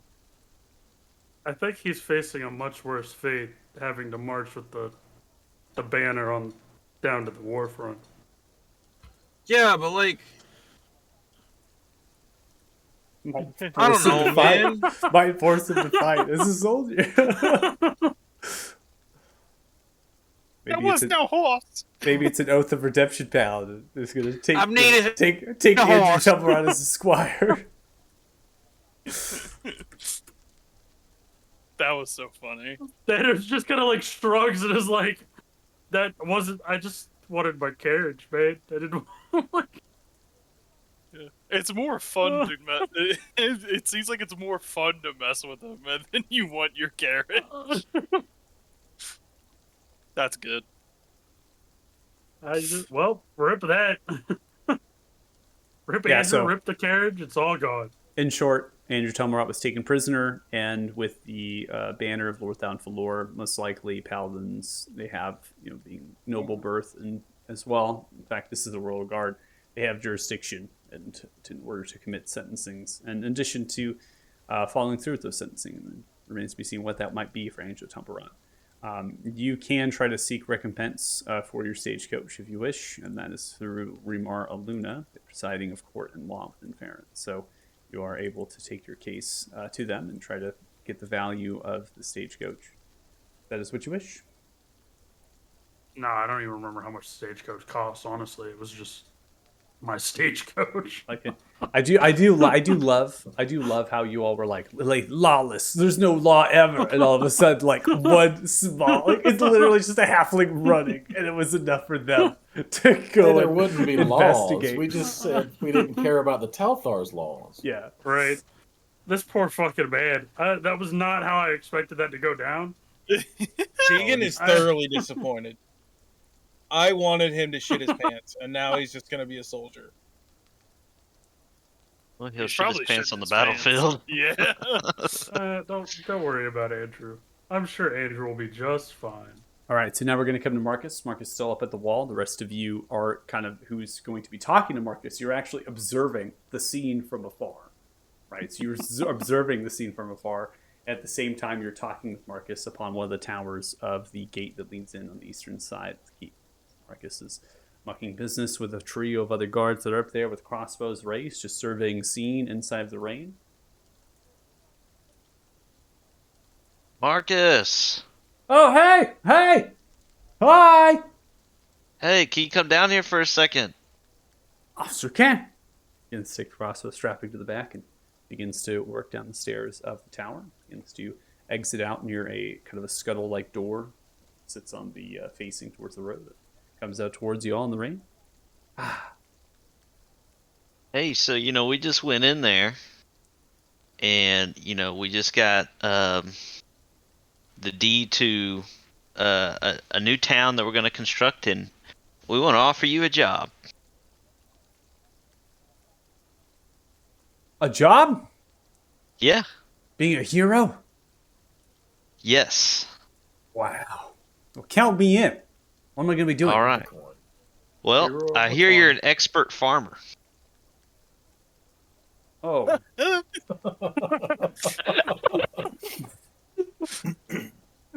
Oh, man, that was awesome. The man Well, was so excited. I was a farmer. Yeah, well, that's exactly what we need. We're planning on building 10 different farms, and we're looking for somebody to run all of them. Wow, that's a lot of farmland. Where is that going to be at? Varys, you mind giving them the details? So, we are building over the ruins of New Norfolk. There will be a new town called Fatehaven, and you would be the head of our farming efforts there to grow and supply the town with crops, but also to directly supply us with supplies to create, healing salves or healing potions. And I could even give you a title. You would be the director of agriculture for Fatehaven. Master of farms, man. Master of Farms, the Crop Master, whatever you want. Now's the time. What's the title? Crop Master. Or Master Crop Duster. if you like this better, how does Crop Master Marcus sound? Well, I really wish I wouldn't go back to farming, but I mean, I guess I really wouldn't be farming. I'd be telling other people how to farm. I'm sure you all pay me a lot of coin for it, right? Absolutely. Can I get a house? Absolutely. You know what? You could stay in the keep. I can have a room in the keep? Whoa, whoa, whoa, whoa, whoa! Hey, you're not here. Yes! Yeah. Ray puts out the hand. Count me in. Yes! On I one am- condition. What? If the town were to ever be sieged, you must fight alongside us. Oh, I will heroes of Fort Farron, I'll be honored. Yes. All right. I will be here, forth known. What's your place called? Fate Haven. There's Rab begins to yell outwards. I'll be here, ever known. Marcus, the crop master of Fate Haven. I'll shake his hand. And you shall have a small room in the keep. Thanos and I walking back. Small- Did you fucking hear that? I Small. mean, I did. Small.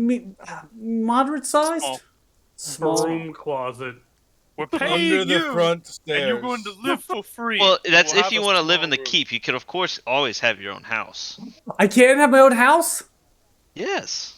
Wow, But you shall have to pay to build that. I can see it now. Marcus, the crop master of Fate Haven, and their family.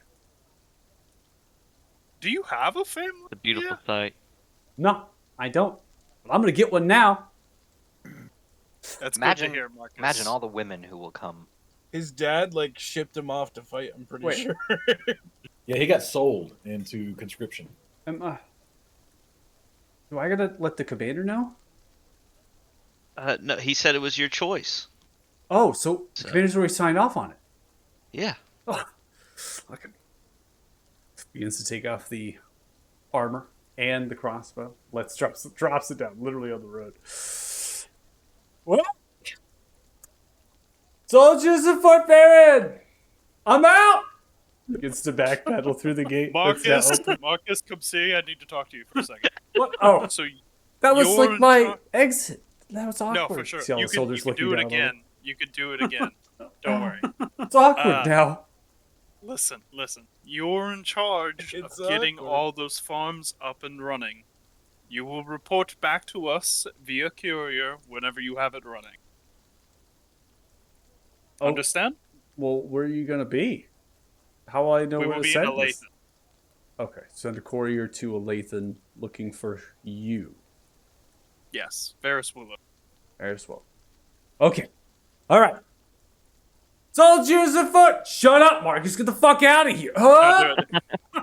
I cast prestidigitation and little fireworks start going off by him.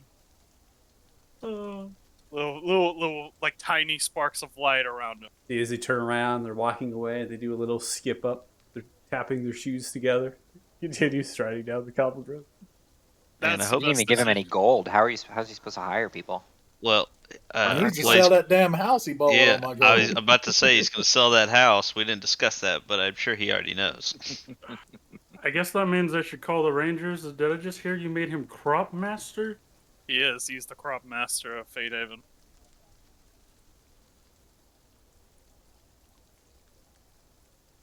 Do you have a problem with that? No, I'm. Are you sure? Yep. Are you sure? Yeah, I just don't know how the Rangers Insight are gonna check. react I would to. insight check you. Do you have a problem with You know, that? now that we got the farms covered, maybe we should look for somebody to take care of the stables. Thanos, any ideas?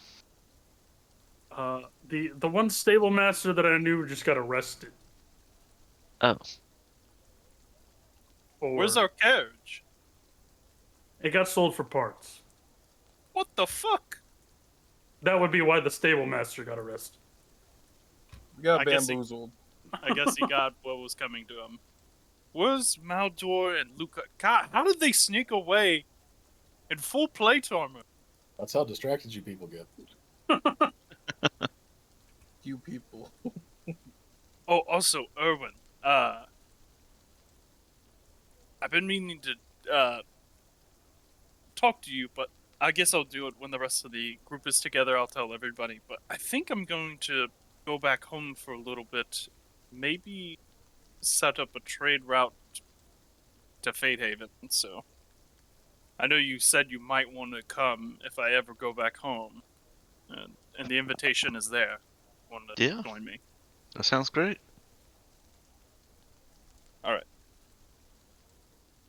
Now, where did those fuckers get off to? I think they mentioned Honestly- Taxina.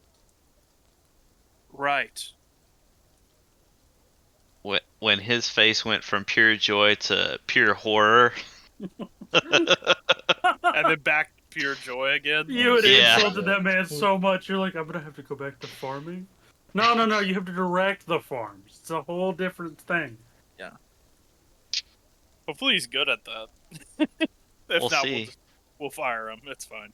Yeah, it Yeah, turns let's out he's fire got him. like I a told him to split that money up amongst all the families of all those people in that regiment, and he just kept that shit and bought a house. I thought I vaguely remember him being the only one of that regiment that survived.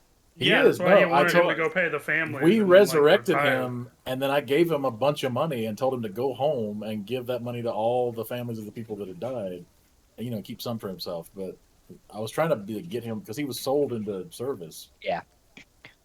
I mean, God. His ass Wait. bought a house and just Maybe moved he into did. Fort Ferry. maybe he did. How much do you think a house out here costs? 5 gold? Not 800 gold. That's for certain. Yeah. Yeah, how much did you actually? Yeah, because he did say that he had to Almost- save up for it. Almost 900 gold. It was like 880 something or some shit. Like, it was everything he had in his inventory. He was just like, "Here, take this." How do you have so much gold? I don't now. I was going to say, how much gold do you have now? None. None. I've always. I have 84. 180,000 worth of materials. I have 221 that's just been sitting in my inventory since day one. Yeah, I think I rolled 299. pretty high on character creation, and then I had looted some shit from the dwarves or something. Yeah, we split a lot of the early stuff. That Yeah. Before we got before we killed the dragon, we were splitting everything. I think, Yeah. Sorry about but I that. just hadn't spent any. I think. Oh, my wife. that means we have to walk to Olathe now. Well, I thought we We were can- buying a. We could Like just a carriage. get another carriage. Yes. Yeah. Was there a carriage in the stables? I'm sure we can find something. Buy some horses. Something. Yeah, I mean, you might find a trader or somebody willing to sell you a stagecoach, or maybe even just sell you their stagecoach if you pay the right price. We could just off a couple of paladins and take their horses. Yeah, that'll that'd be be a good super idea. simple. Steal the stagecoach. No, we should find a carpenter. For no reason. Don't worry about it. We just need to find a master carpenter on the road. Find the master All we Can we know build is a- that Thanos is just always looking for new friends. Can we build a stagecoach that requires like a team of 8 and is shaped like a ship? Like a land ship. What? Don't worry. When I find this master carpenter, he will build you whatever you have. Oh my god. All right, so we're now going to go to Paxina. So for those heading over in the direction of Paxina, I won't give a description of the building and stuff, so we can kind of fast track where I continue through time. I'm lagging out. Give me 1 second, Mm-hmm. and I'm good. Okay. Come back Um, to us. Come back. I'm back. I'm here. Can you hear me? Okay. No. So the house is on the northeast side. Again, you have this kind of odd vegetation. These other things that were there, and so it kind of has its own segmented type of environment, right? And it's gardens and unraveling and stuff. It has that path that works itself up to that 2-story structure that's been encased with thorns, encased with vines. Yeah, you have all of that. That's what it gave you. But now all of that stuff is kind of dead. So when you're coming up here on the main road to the side road, you can see that the bushes that were once there have lost much of their leaves to droop down and stoop. The trees that were beautiful, deciduous with these vibrant purples and oranges, they've lost all their stuff and they've actually cracked. The bark has been splintered and kind of wheezing through with other sorts of bile. You now work yourself to the building, the rain softly falling down. You can see that the candles are unlit. The moss encasing over the windows and the vines are dead and tendrils and stuff. And the whole building is kind of fallen off its axis in a way, tilted. Here in the garden to the right-hand side, through the small thicket of fence, you can see Paxina. He's currently knelt down, looking at a simple pile of vegetation that's not dead.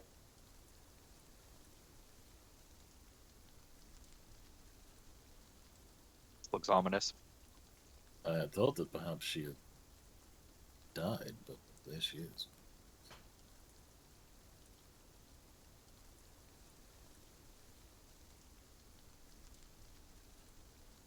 So she's accessible, like she's just off to the side. She's in the accessible. garden She's somewhere? Remember, there's like a fenced area in terms of the garden stuff I had described, and things kind of wraps around the back. And so the actual entry is kind of extended and faces a little bit to the right. So when you're approaching, you'd have to like turn left to get into the entry. And so as this path is working itself up a little bit the incline here to this area, you can actually see into the gardenscape that is on the east side of the structure, and then even on the north side, slightly that corner. And you can see that there's a piece of vegetation, right, flowers and other shrubs and things that do not appear to have fallen prey to whatever plague or blight has succumbed to this place. And there they are, Paxina, who is just knelt down in that area.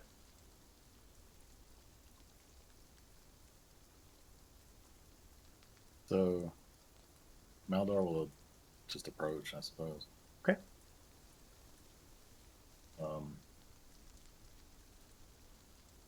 Paxina, it seems your plants are not doing well. Are you alright? As good as it can be. It is time.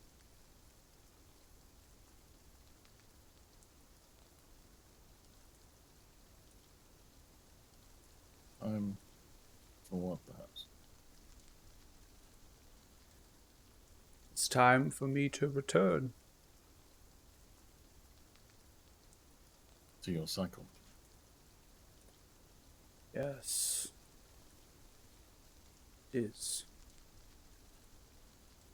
It's time for that. I don't know if I will go back to the cycle, or if I will go somewhere else, or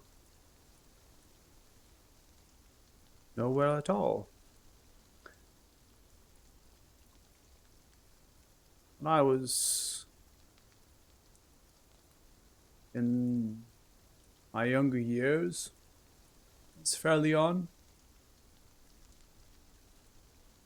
I could feel the connection, Lixia, to the Autumn Vale, as strong as my heart beat true.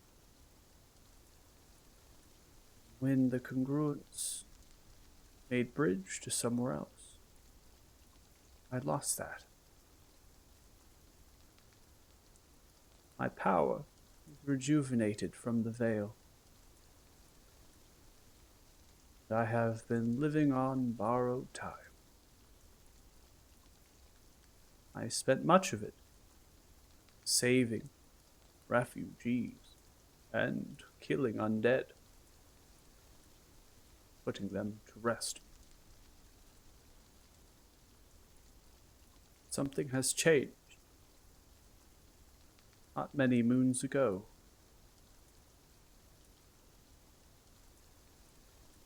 Start of a blight. As my powers wane. These plants, these creatures, they come from the veil. I grew them. And with their death, it's as if they have surrendered.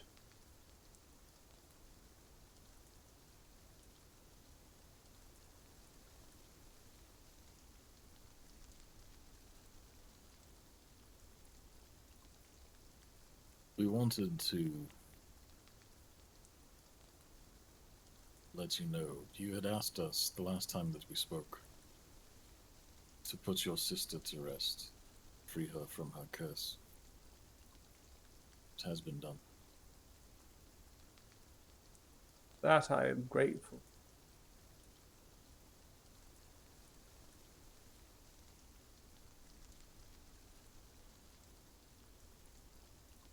Also, Did they go well?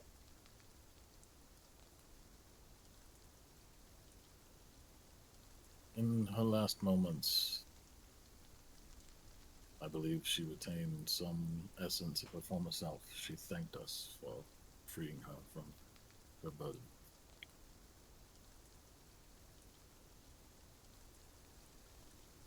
Sylvana and I were much more than sisters.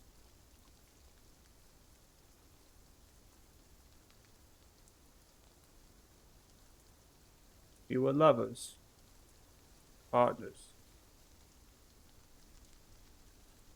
I would have made a family. But not in this life. Now, not in the next life.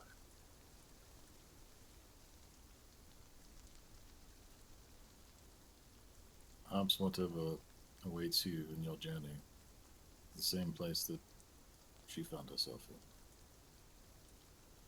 Maybe so. So, one can always hope.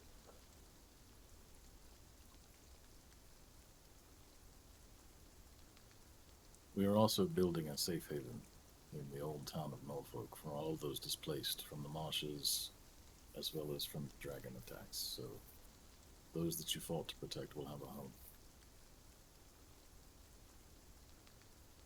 Thank you.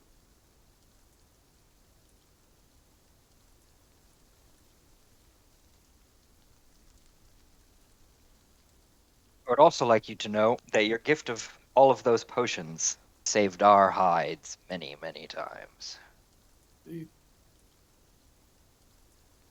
may very well not have defeated the dragon without your assistance.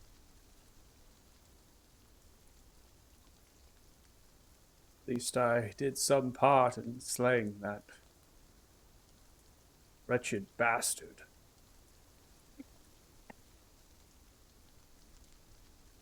If I laid a hand on her shoulder and like did some combination of like lay on hands or restoration or something, could I like give her a sense of calm or something? I don't know I mean, how that works. you can try. I would try it. Put your hand on their shoulder. You immediately feel that some of the flesh underneath their shoulder is roots and vine. It's not human. Humanoid, I should say. Interesting. Varys cast Blight. Unlimited power! Put her out of her I misery. don't have Blight Lord packed have right mercy. now. Jesus. Do you still go through with the act? I don't know if I. Yeah, I mean, it couldn't hurt, Okay. right? Okay. Begin to channel your lay on hands, providing your divine might, your light, radiance, healing. See, they grab your hand as you're throwing the healing and just look up towards you. Sad, olden eyes. Saladrin elf. Your divine will not work on me, my dear. Thank you for trying. Just nod and say I'm sorry. Nothing to be sorry about. What is done has been done. Like my cycle, it will continue. And though I might not be reborn within it, not mean other Fairleon will not continue. I only hope that the refugees that were made from Vixia will have home once again. And it sounds as though you will try to give them.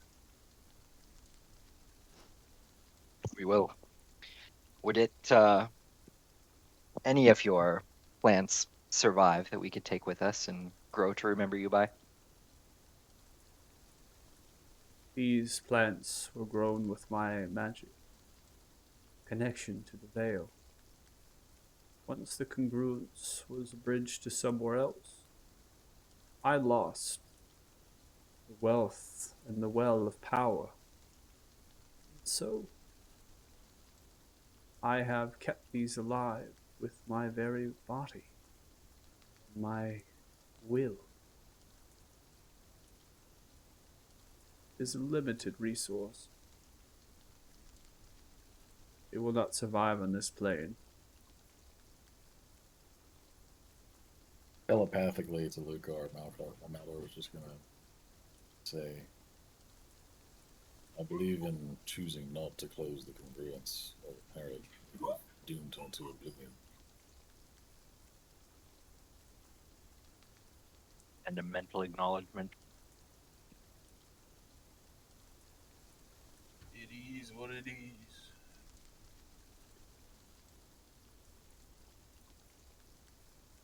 Is there anything I can help you with? My limited time here. Done more than enough. Is there anything that we can do to help ease your transition into whatever comes next? Would it help if we had Erwin Banisher?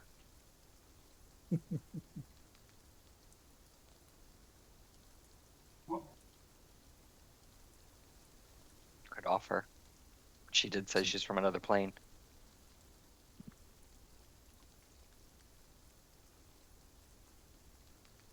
I think I would ask her if that would help.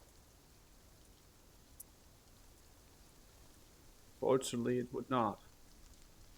Something that I had tried. Shifting into planes is treacherous business.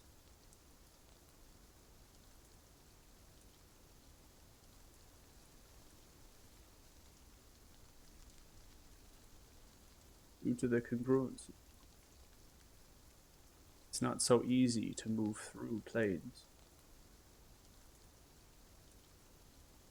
Landing stings a bit.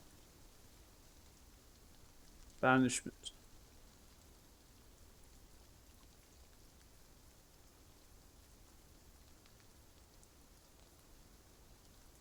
My body would not survive the journey. My soul would remain. I have not been claimed back the veil.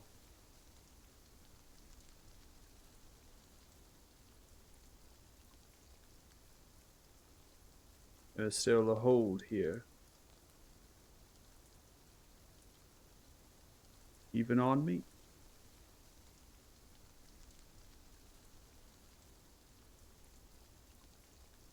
Again, thank you for your thoughts. You know that after hundreds of years of my life, I had resorted to many different things. If you do seek to travel into the plains, do know that it will be very difficult. You may very well need a congruent to do such a thing.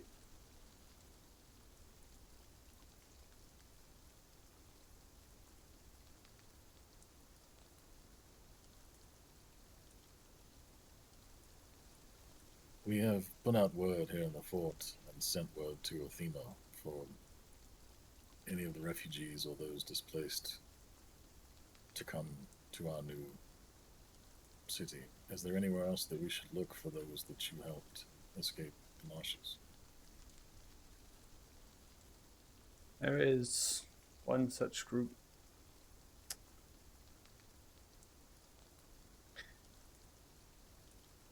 I do not know if they would present themselves willingly to you all. The heart of the large wood, grotto.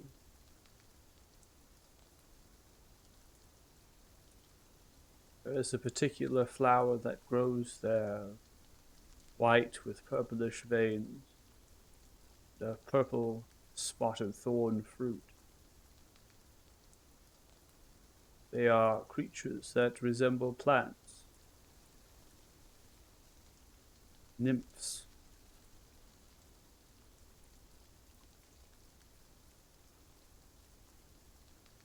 They could be quite useful if you are to ally with them. They might be willing to come to your place if it's suitable for them, or they might know of other refugees harbored. I would bring some to them. It was the closest wood, the largest, without any hunters, bounty that I could think of.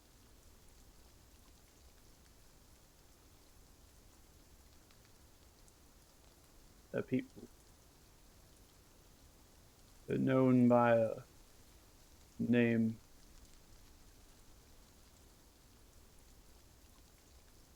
I gotta pull up my notes real quick, 'cause make sure I get the right name here.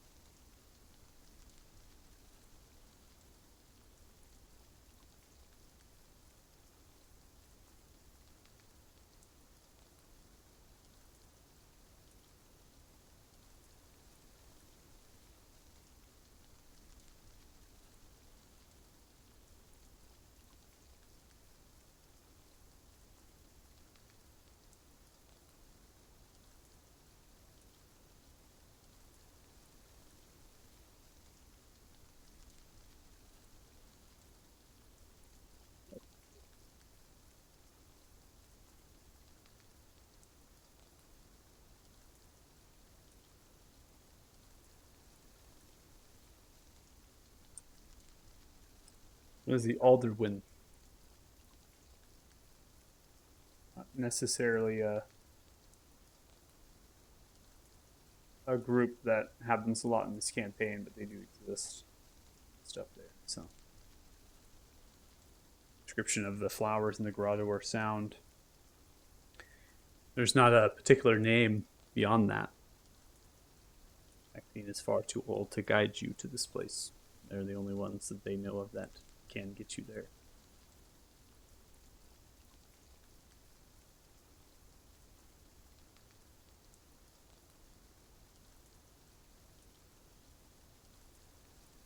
Should our paths ever cross, we will offer them sanctuary, should they choose to accept it or need it. Most gracious. It's been many, many years since I have seen them. Who knows who's in their grotto now?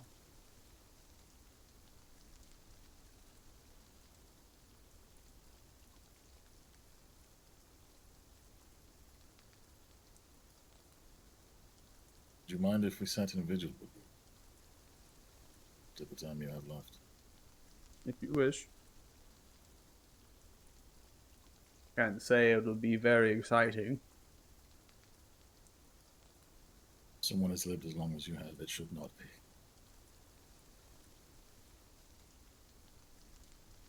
You make way over to the last bit of her native vegetation.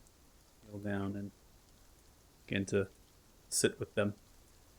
And as you sit with them for a few hours, you notice that the actual blight itself moves quite quickly. In the last few hours, there's not much left in terms of what's there. You can see that more and more as the time passes, the body of themselves turns more into a plant, and that plant begins to be overtaken with the blight. As they kneel down and you're all there giving your respects, watching them, little flowers bud the last bit of their plants, as they just stare into the ground, the eyes closed, the head bent.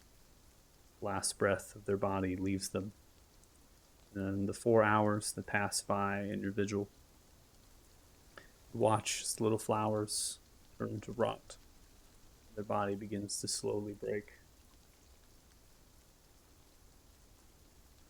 Maxina has died.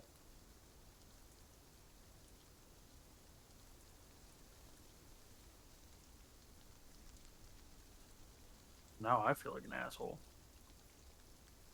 Oh, your fault! Another one bites the dust.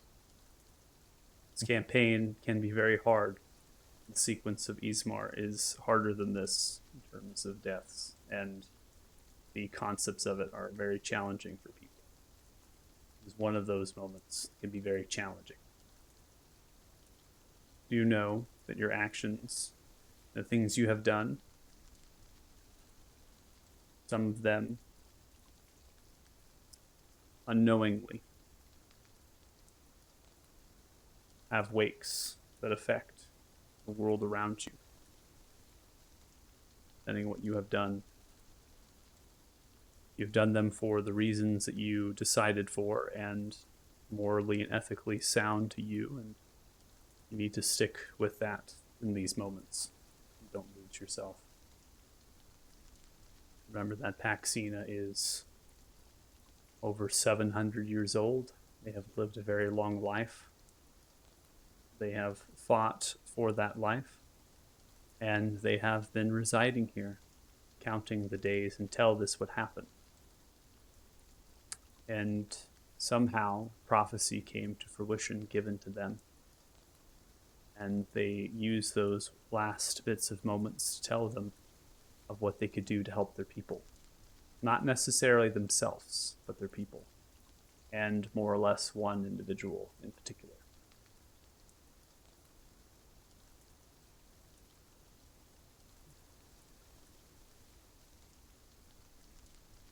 More than welcome.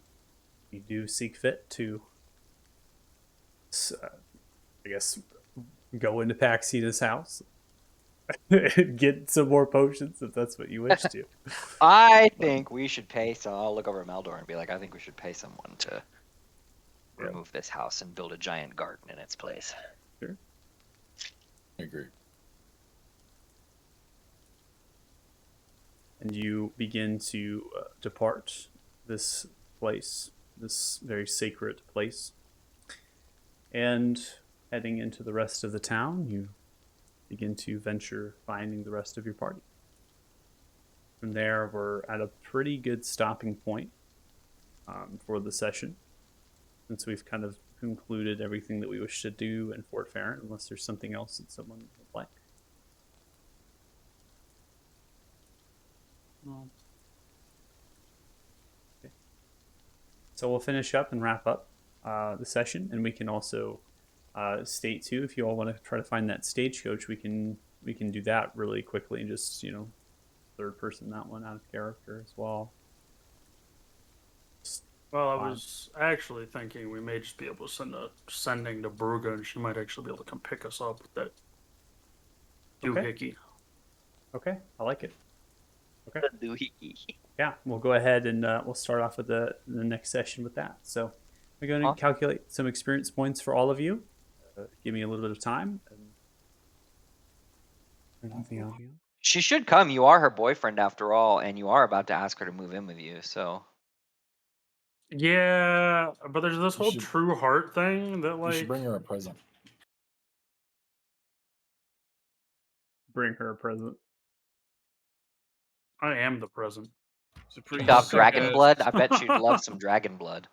There's a pretty sick ass withered scarecrow that Maldor and Lucar just found.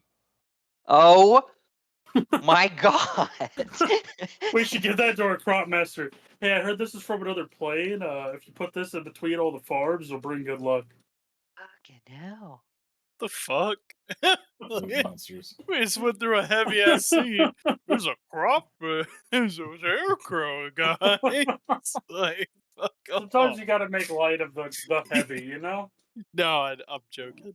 Yeah. That is fuck. She was a very helpful ally, and I would want to honor her, by having her watch over us and our crops. Pretty sure she collapsed to broken pieces of like. She's still Rotted kind of refuse. there in some part. She isn't, she's decaying in front. It's very similar to a dried fungus or another dried plant that kind of slowly begins to kind of break apart. And if you wish to try to preserve that, you can try, right? That's just part of the process. This could be exactly the same process for when they die in the Autumn Vale, right? Could be the kind of the same thing. They're turning back to what created them. As Paxina actually was created from a flower. Like she was born from a plant. So it's kind of going back into that cycle. Of course, what they feared was that they would not be able to go back into that cycle, because what connected them, what they had was had been gone as soon as the congruence was bridged somewhere else, and they've been living on that borrowed time. Bad there wasn't a sun tree here.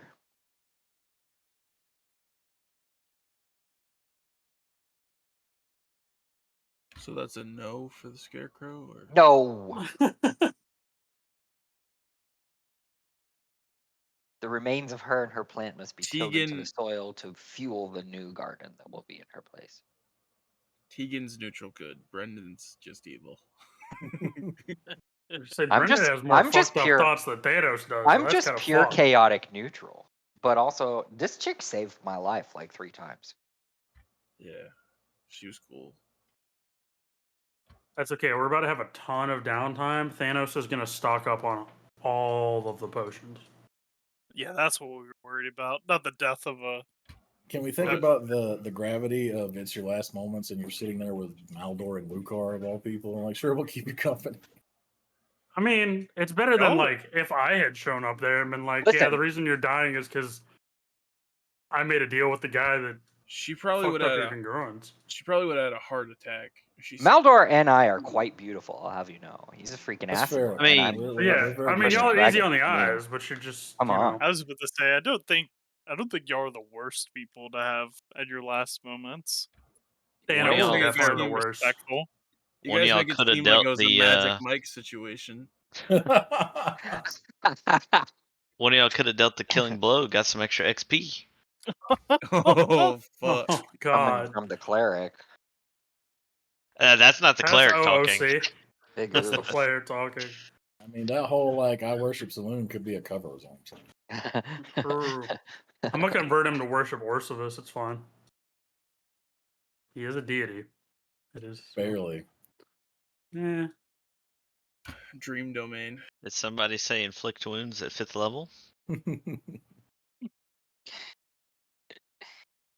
Nah, God. she collateral damage, man. Collateral damage. I mean, Should've technically, we been. are responsible for her death, so that's XP, right? Mm. Fully. Oh my God. This man. You know, if she retained her, like, you know, got her power back or whatever after that, she probably would have been a badass ally. But instead Well, we have Deuce being evil. I mean, we have a god. Yeah, I was gonna say we have a deity on our side now. What do you mean? Mine. I don't trust that fucker. His reach is limited.